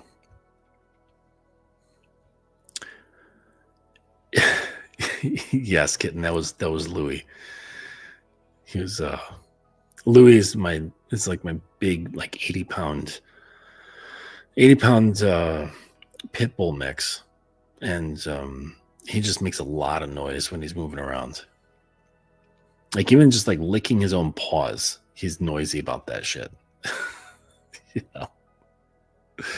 Noisy about that stuff. So you guys have assignments, right?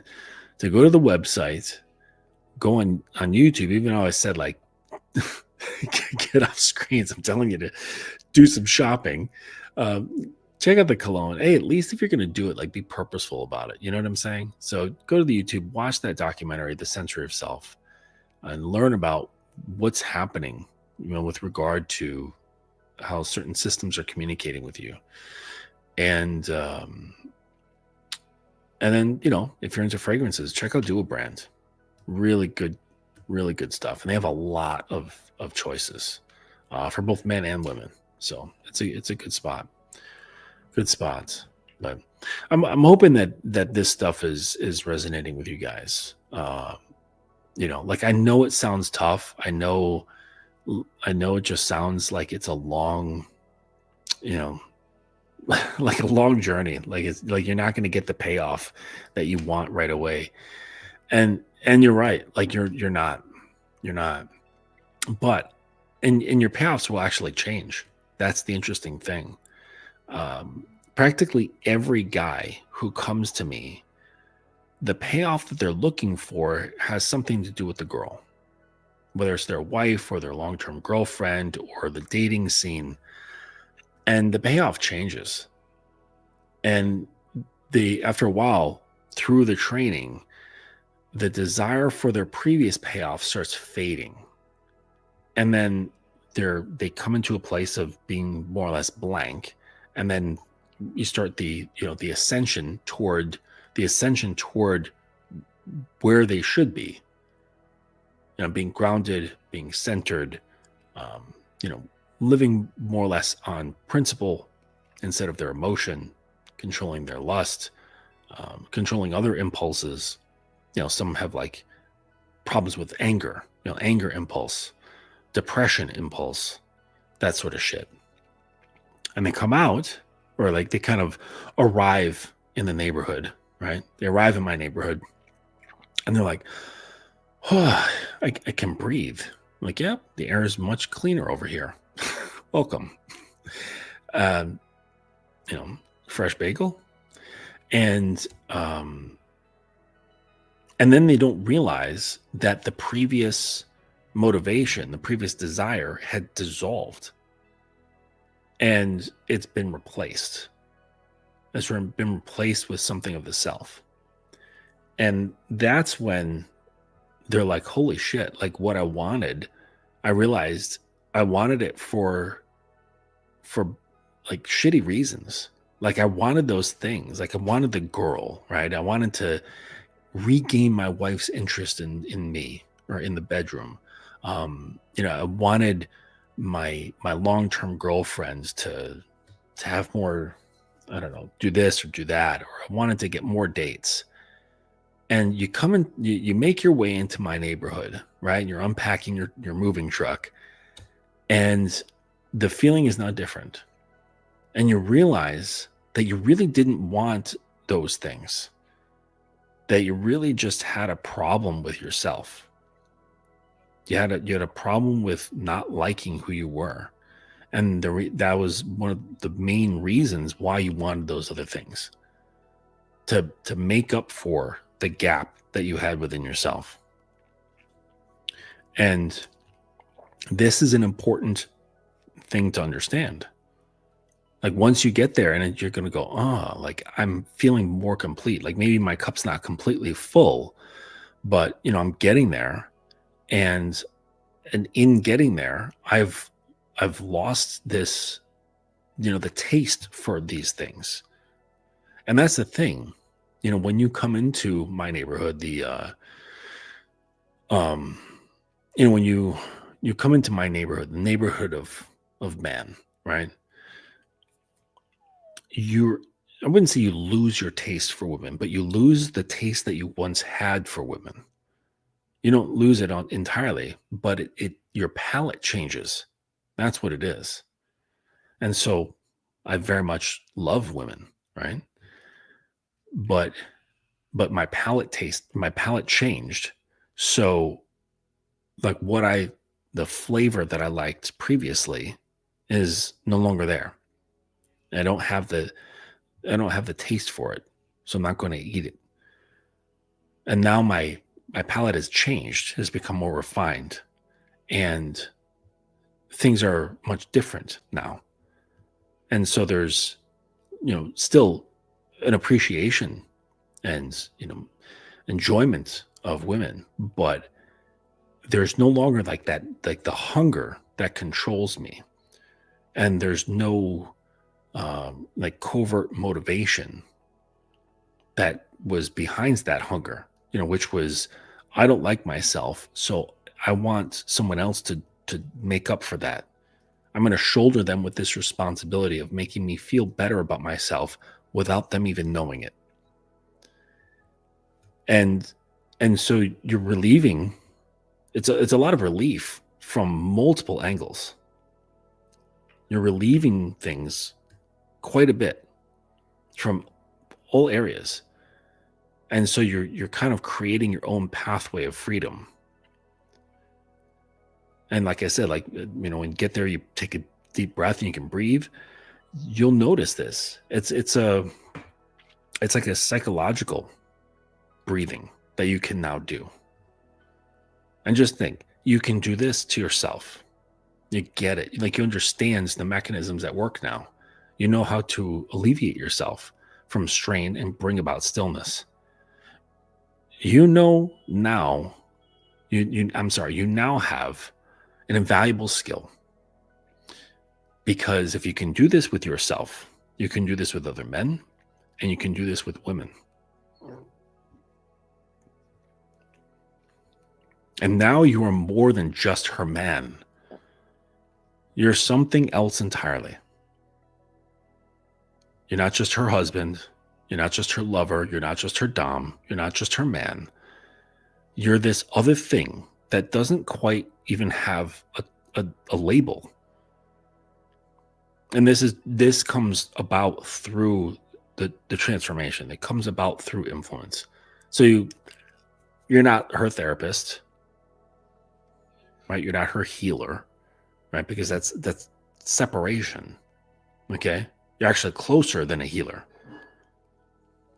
Now, the things that I do, like I mentioned before, it's a lot like what happens with a therapist, but it's different because I'm putting myself into it. The therapist has to separate themselves. They have to remain professionally distant, which is quite a far away. And I get more into this in the recording that I recently did about power, about what did I call it? Power of distance or distance power, something like that. Well, let me look at the title. Yeah, power distance. So it's the distance that you must maintain when you're in a position of power. And it's a little bit of a dance, a little bit, right? It's a subtle movement where if you're too close, it dispels the power. But if you're too far away, she will feel isolated. And so you kind of want to be able to hover in the middle somewhere. And it takes a bit of skill, takes a bit of awareness, takes practice. Okay. I have to catch myself sometimes too, because just sometimes I'll start drifting off to one side and I become too authoritarian, and I become aware of my own coldness. Like I feel cold to myself. I feel distant from my sub. Like it's just something you just become aware of. And you're like, oh, this isn't right. I have to kind of turn the rudder and bring things back to middle. And I've done the other things as well, where you were in a position of leadership, and I was in a position of leadership, and I allowed myself to get too close, to the point where, she was like regarding me as an equal, like an equal almost.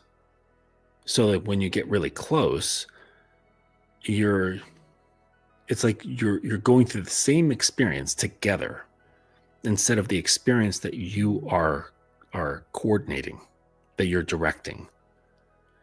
And when you do that, then all polarity just goes out the window.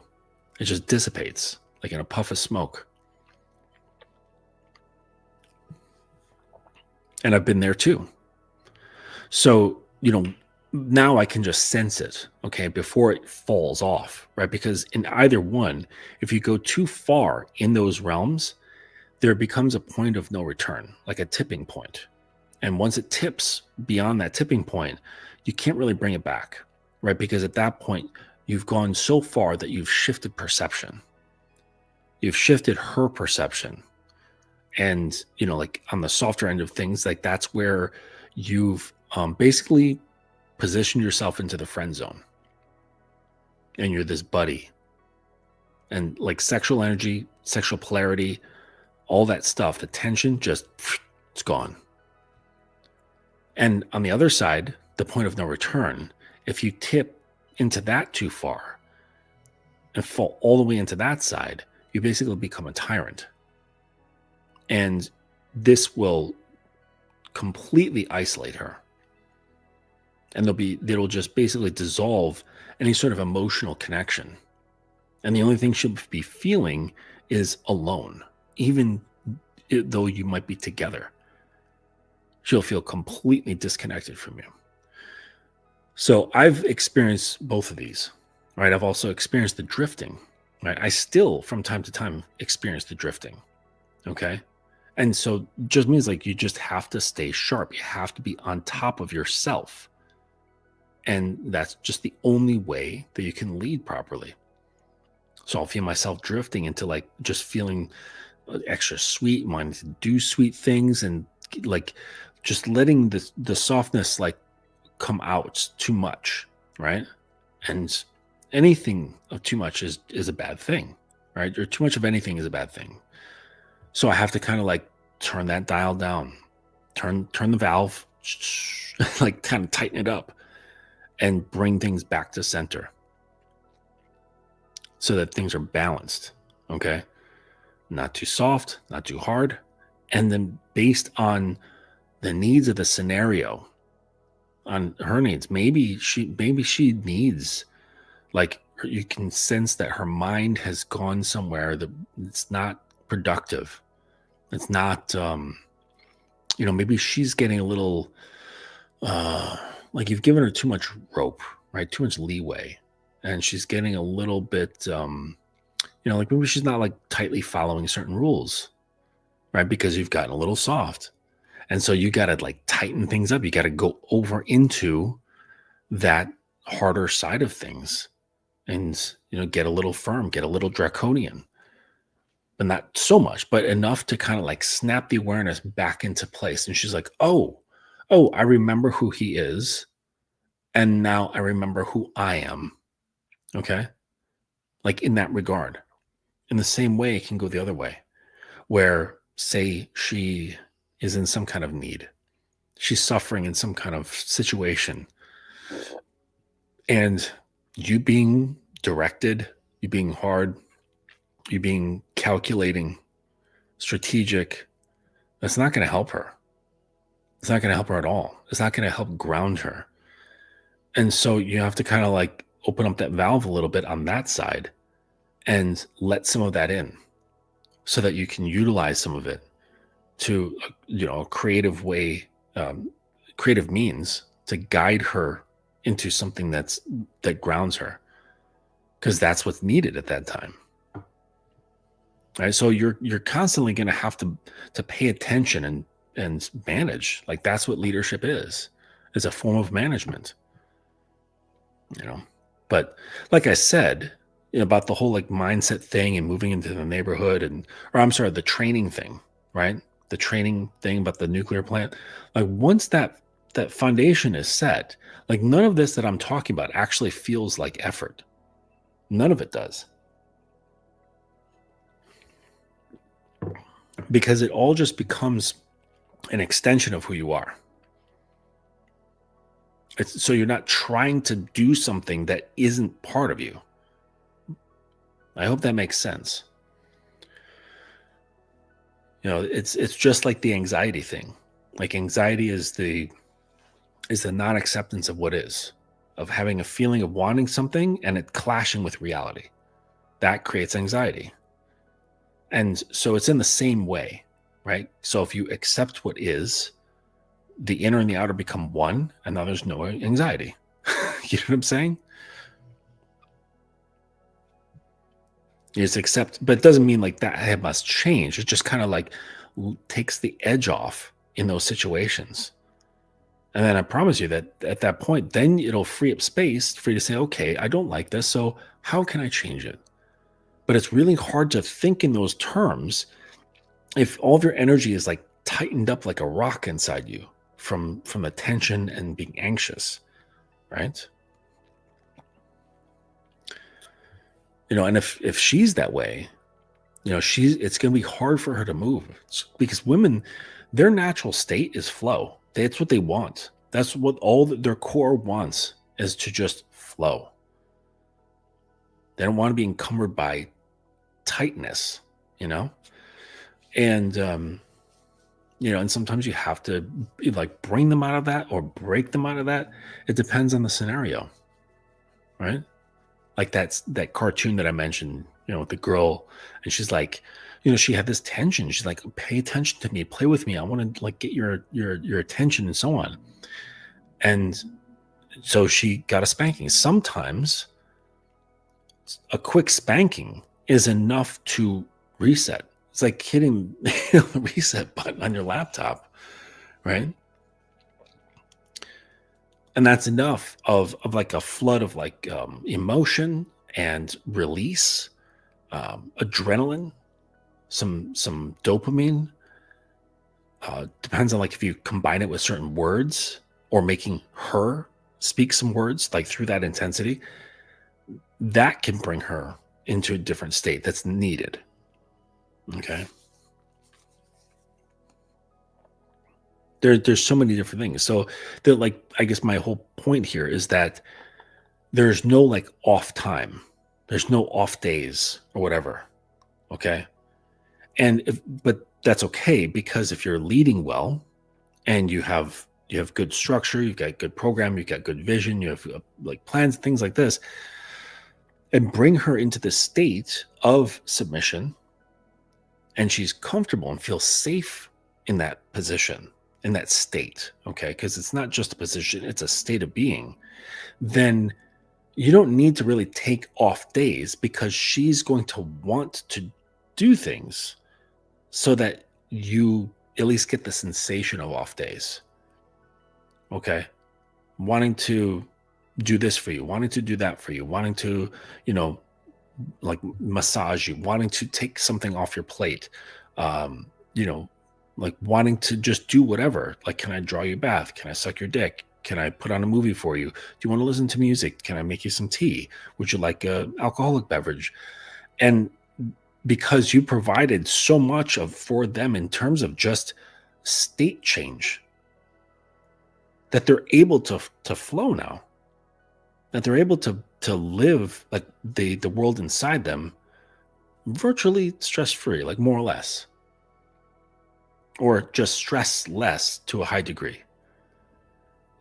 And so they're just like, oh, now that tension is gone. So now I can flow to him, and I see that he just doesn't turn off. He can't turn off because he keeps the lights on for the dynamic. He's the one who keeps the lights on for the dynamic. So what can I do to make things better, make things easier or smoother or what have you? So, it's not a surprising thing to, have the woman say, how can I serve you today?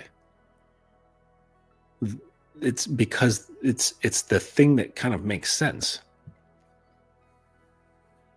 And that's the fitting part. It's not like, oh, now she's some like kind of extra effort, right? It's the same thing when I was talking about the embodying of certain states, certain state of being, and then the things that are done, they're not felt as stressful for the man, for the dom.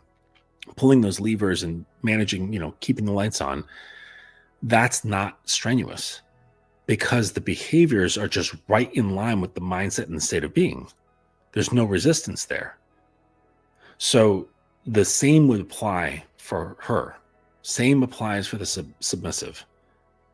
To where if she offers more of her service, to present herself to be of service, because that's in alignment with her state, which you've allowed to create because you've designed like pathways for her to win, just like the 10-month training thing. She's now in a state where those actions of serving are just an extension of the state. It's not an effort thing.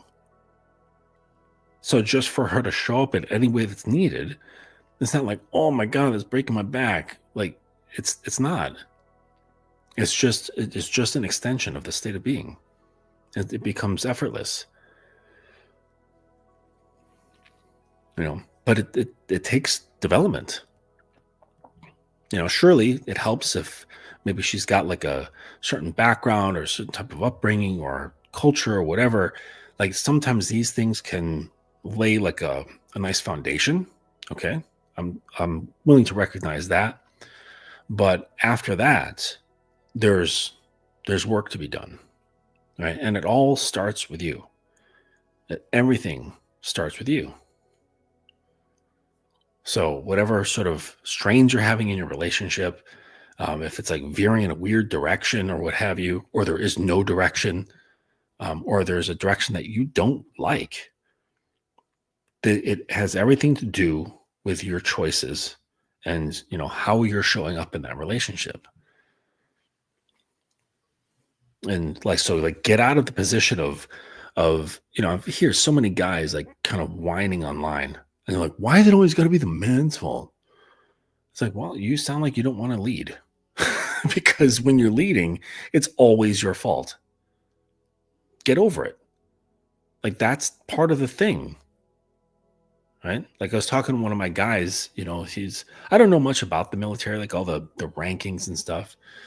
We were talking about rankings. And so in his, like the highest position that, the person who he answers to is the captain. the captain of his regiment. And so, like, the captain, he has all the fucking say, except for the type of things that are over his rank. Okay. But from his rank down, he gets full and complete say. And if something goes wrong, yeah, he's going to fucking catch wreck on, whoever was involved. But the higher ups above him, they're not going to be looking at those guys. They're just going to be looking at the captain. They could give a fuck who was involved in this, that, and the other. They're looking at the captain going, how did you let this happen? Where were you? What were you thinking? What were you doing right at that time? He's not going to go, oh, geez, I want all the power, but I don't want any of the responsibility. And if things go wrong, I don't want to be the one to blame. So you got to get off your fucking privileged little golden toilet seat. Like, you got to stand up. Pull up your pants, wipe your nose, and be a big boy. Like, you don't get to have power and then complain. Like, that's just not how it works. You can't complain about having power. And you also, you can't complain about just what's necessary for directing that thing. I don't think if you guys can hear him snoring. He's like totally snoring in the corner. It's like a person. He snores like a person. He's like as heavy as a person at some age. Like, his shits are the human sized. His pee sessions are human sized. It's like he's peeing as long as I do when I pee in the morning. I'm like, what the fuck? Like, where's he keeping all that? Dog's bladder is not that big. Oh, man. Yeah, James, this is for everybody. It's for everybody.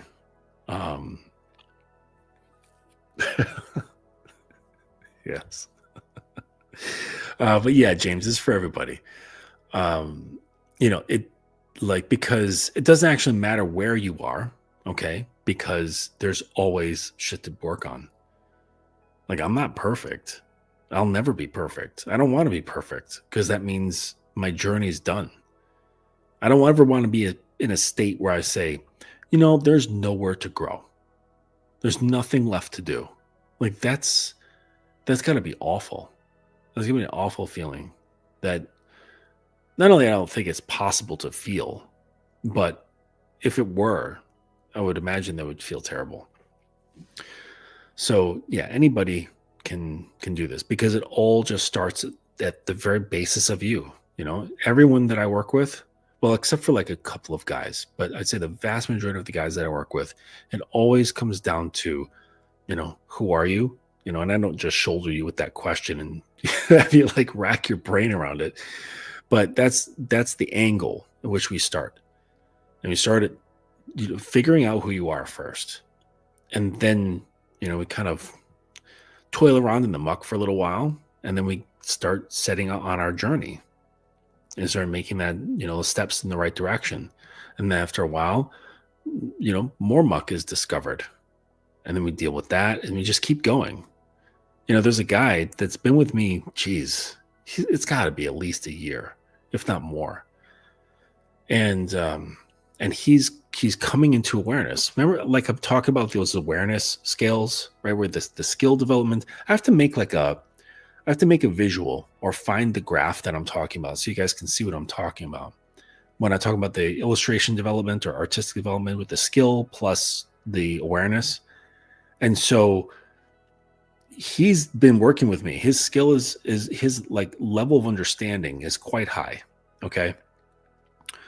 Like he could explain a lot of the things that I'm explaining, but his awareness has grown to certain aspects of himself.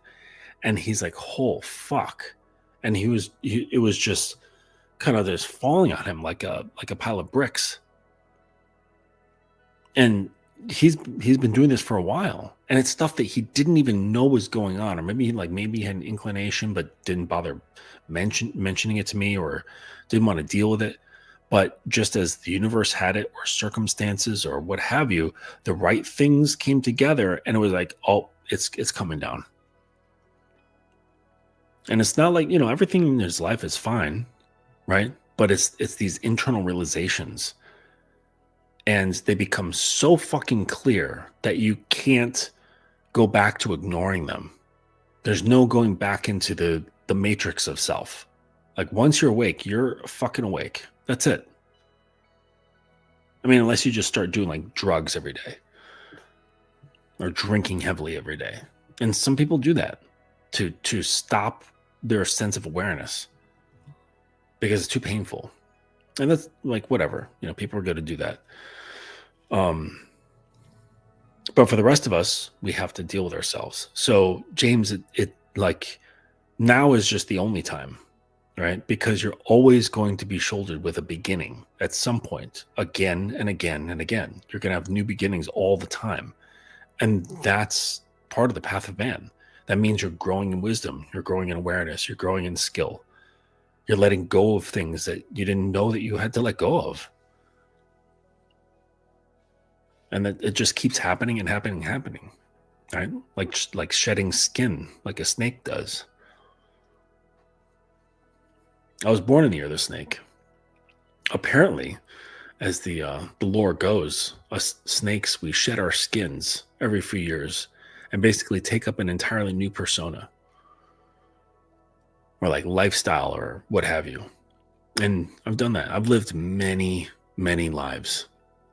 Like, if you saw me in each of these different lives that I've lived, you'd be like, damn, like, that's Justin, and that's Justin, and that's Justin. What the fuck? Oh, man. Like, I wish I took pictures during my time as Monk Justin. You'd be like, what is going on with this dude? Like, shiny, bald, fucking ripped, and nothing but just like a gray robe. Like the gray, like, kung fu robe. And like the little slippers, those little fabric slippers and shit. Big fucking beads. Stunk like incense, like, all the time. It's just like, ate nothing but like tea, water, boiled chicken, rice, and boiled vegetables. Like, that's it. No salt, no pepper, no oil, none of that shit. And fucking train for like 8 hours a day, every single day, plus meditation. Like, I was a way different person, way different. I started like seeing shit. Like, I was having like in meditation, I was having like visions and stuff. Like, in meditation, I thought I was meeting with like certain like Buddhist deities and shit like that. It was wild. Like, they're on some other shit in those temples, man. Anyways, James, curious. I've noticed you always display the male as a demon and the woman as a regular human. Why is that? Like the images on your website. Oh man. I wish my moon was here to describe that. But let's see. If you bear with me, James, I will pull up a fantastic description of these things. Let's see here. Oh wait, no. Oh, I think it's this one. So she's not here now in the room with me, but she is with me always. And I will just read to you what she said, because my sub had quite the similar question. So it's curious that you're asking this. So she said, this girl has always wondered why her lord often portrays himself as a horned demon. But now she understands. The demon is not evil. It's truth without disguise. Gods rule by law, kings by title, and teachers by wisdom, but the demon rules by instinct, by the raw, untamed force that lies beneath all masks. My lord chooses not to hide behind what's proper. He commands through the purity of power itself, to claim, to guide, to own both body and mind. Those horns are not a mark of sin, but of dual wisdom, the knowing of both light and shadow. He is fierce and sadist, yes, but beneath that strength lies a will to shape, to awaken, and to transform. And she, the girl who once trembled before him, now sees that their bond is not made of flesh alone. It's something deeper, woven from the surrender and trust, from the way her light bends gently toward his darkness, until the two no longer stand apart, but pulse together, and maybe someday as one. So I hope that, like, she had a very similar question, like the wondering, pretty much the same thing. And those were her thoughts on that. So I like the archetype, right? It's, yeah, there's this rawness, there's this honesty there. There's no like pretense, right, around that archetype. It's just, here I am. I'm not trying to pretend to be anything beyond what I am. There's an acceptance, right? And, I talk about the darkness, but not in the sense of evil or anything like that. It's just, it's the darkness has to do with truth. So the shadow self, the things you'd rather not accept, the things you think are immoral, or things that you have shame about, or things that you feel guilty over. A lot of people, they take that stuff, they sweep it under the rug, they stuff it in a box, toss it in the closet, and go, I'm perfect. I'm sweet. Would you like to come to the bake sale? Right? No. They've got all kinds of crazy fucking skeletons, demons, and shadows inside them too. So like, no way. And get your fake ass Martha Stewart pretending persona out of here. I don't believe you. You know who I believe? I believe someone who has looked at themselves, truthfully, looked into the abyss and said, I'm not afraid. Like to the shadow of themselves, into those aspects of the self that you wish were not there, that you tell others, without, not verbally, but you tell others isn't there. That archetype that what we would characterize as a demon, right? They don't do that. They say, this is it. It's all of it. I'm not hiding. I'm not trying to pretend to show off so that other people can think of me as something that I'm not. But in doing so, you have greater sense of power than someone who passes themselves off as better than, like they don't have flaw. I don't trust them.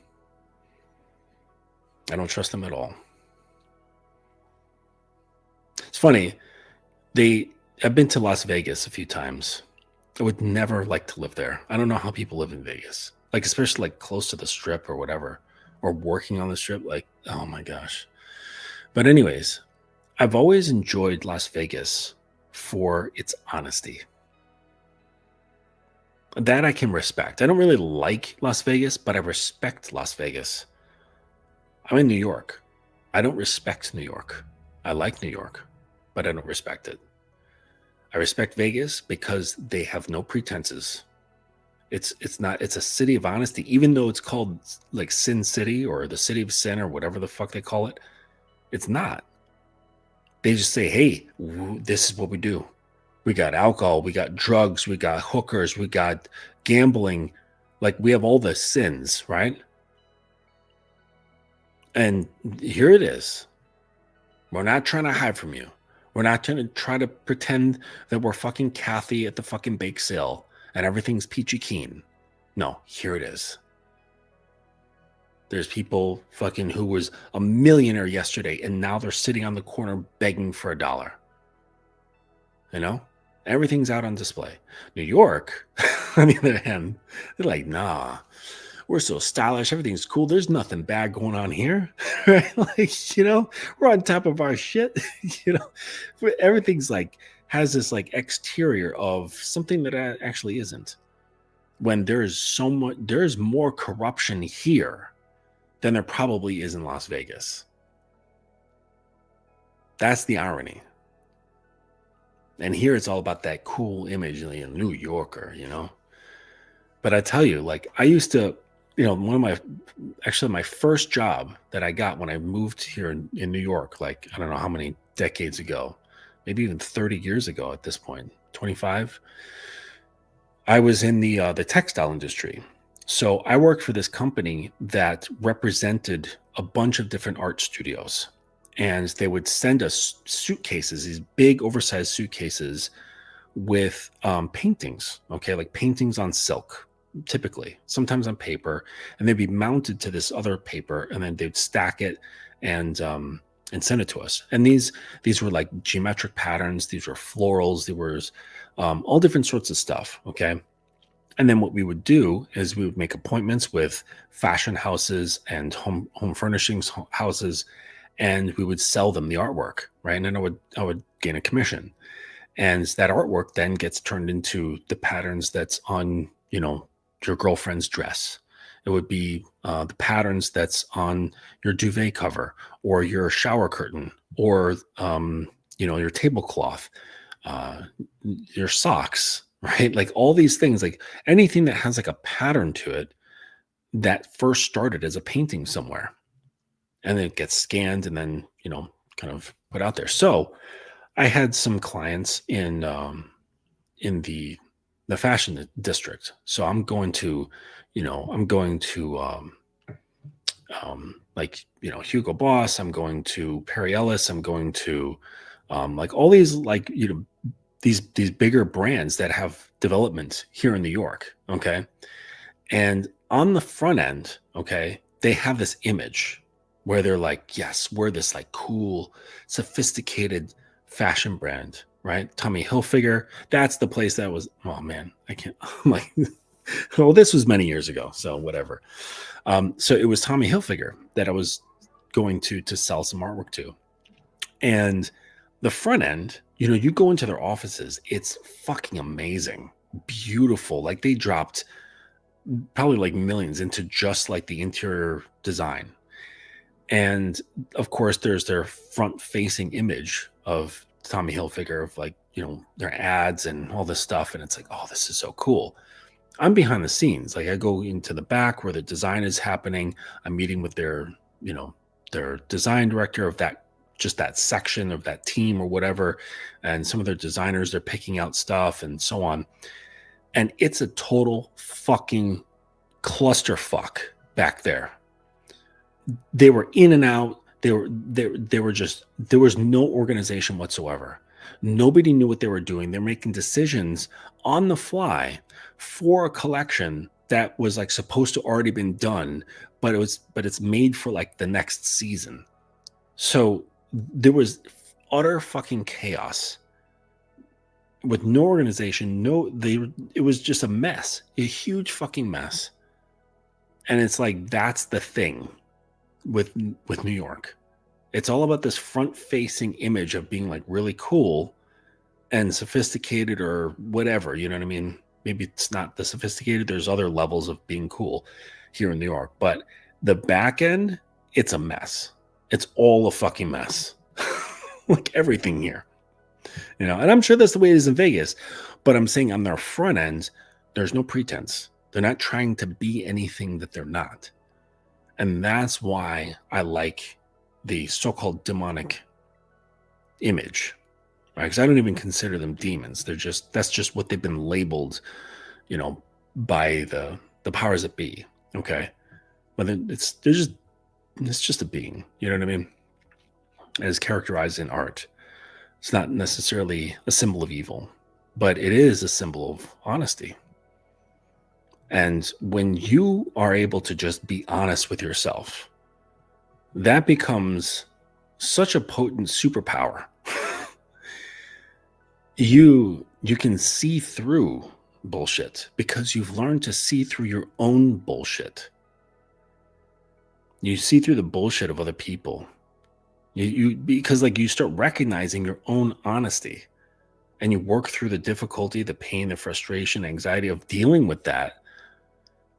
And so now even like fears, anger, pain, what have you, you then can easily see through it on others and other things around you, right? And it's not just like tinted by opinion, okay? Like for example, one of my guys who was dealing with problem with this girl he'd been seeing, and he was all caught up in what he thought he was seeing as the truth. And I said, why don't you tell me a little bit more about her? And so he was telling me about like her background and things like that, and certain like things that happened to her and so on. And I said, you're not dealing with what you think you're dealing with. You're dealing with pain. That's all you're dealing with. And he, on his end, it was like she was super fucking pissed off, like livid with anger. And so I showed him, I kind of like had to take his head and turn it, right? So he could see from a different angle and realize and get out of his own reactions and feelings, because he was still in that reactive thing. Okay, that demon, he doesn't react. He doesn't have to. You know what I'm saying? I had to show him and turn his head towards a truth that he didn't realize was even there. And so after he told me a bit about her and what was going on and her history and family and things like that, I just started linking these things together, clink, clink, clink, clink, clink, through time, and showing how she was now showing up in the present with him as an extension of all those links. And say, you're dealing with pain right now. This literally has nothing to do with you. You're only just a catalyst trigger. That's it. And he was like, holy fuck. And it completely changed. Like he had like a 180 reaction now to what was going on. And he came to like all these realizations, like, holy shit, like there's nothing I can do. There's nothing I can do to fix this situation, because what this situation is just this very heavy past coming to the present. And no matter how I show up, it's never going to be healing, because it can't be healed, not by him. Because he too was his, even to give it a chance, even though I think it would be relatively impossible for anyone, but he didn't even have a shred of a chance because he was so misaligned. So it's like, listen, you just have to like just set this down. And I showed him all those things. So that's what happens when you learn to be really honest with yourself. That's not full of judgment. It's not full of criticism. It's not full of guilt. It's not full of shame. It's not full of sadness or anger. It's just honesty. It's just clarity. Then you can really just walk right into people. You walk right into someone just hearing a couple things and you go, oh, I get it.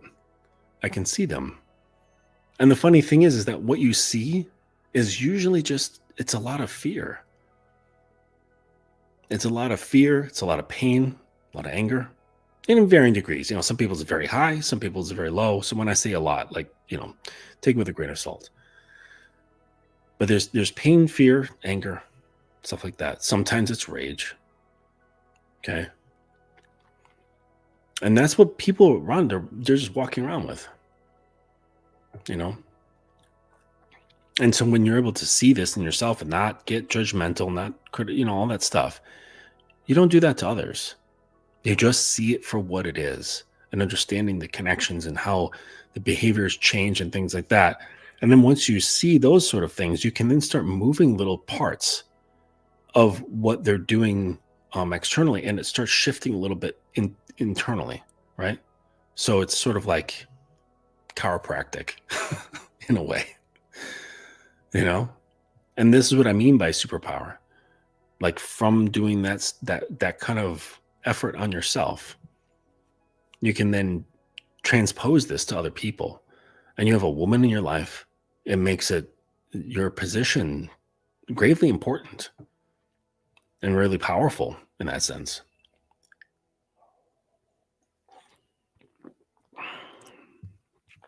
Hope this stuff is making sense. But yeah, James, great question. But I went off on like a fucking tangent. I could have just read my moon's little response here and said, all right, there you go. There's the answer. And I went spinning off. Yes, you are kidding. But yeah. Okay.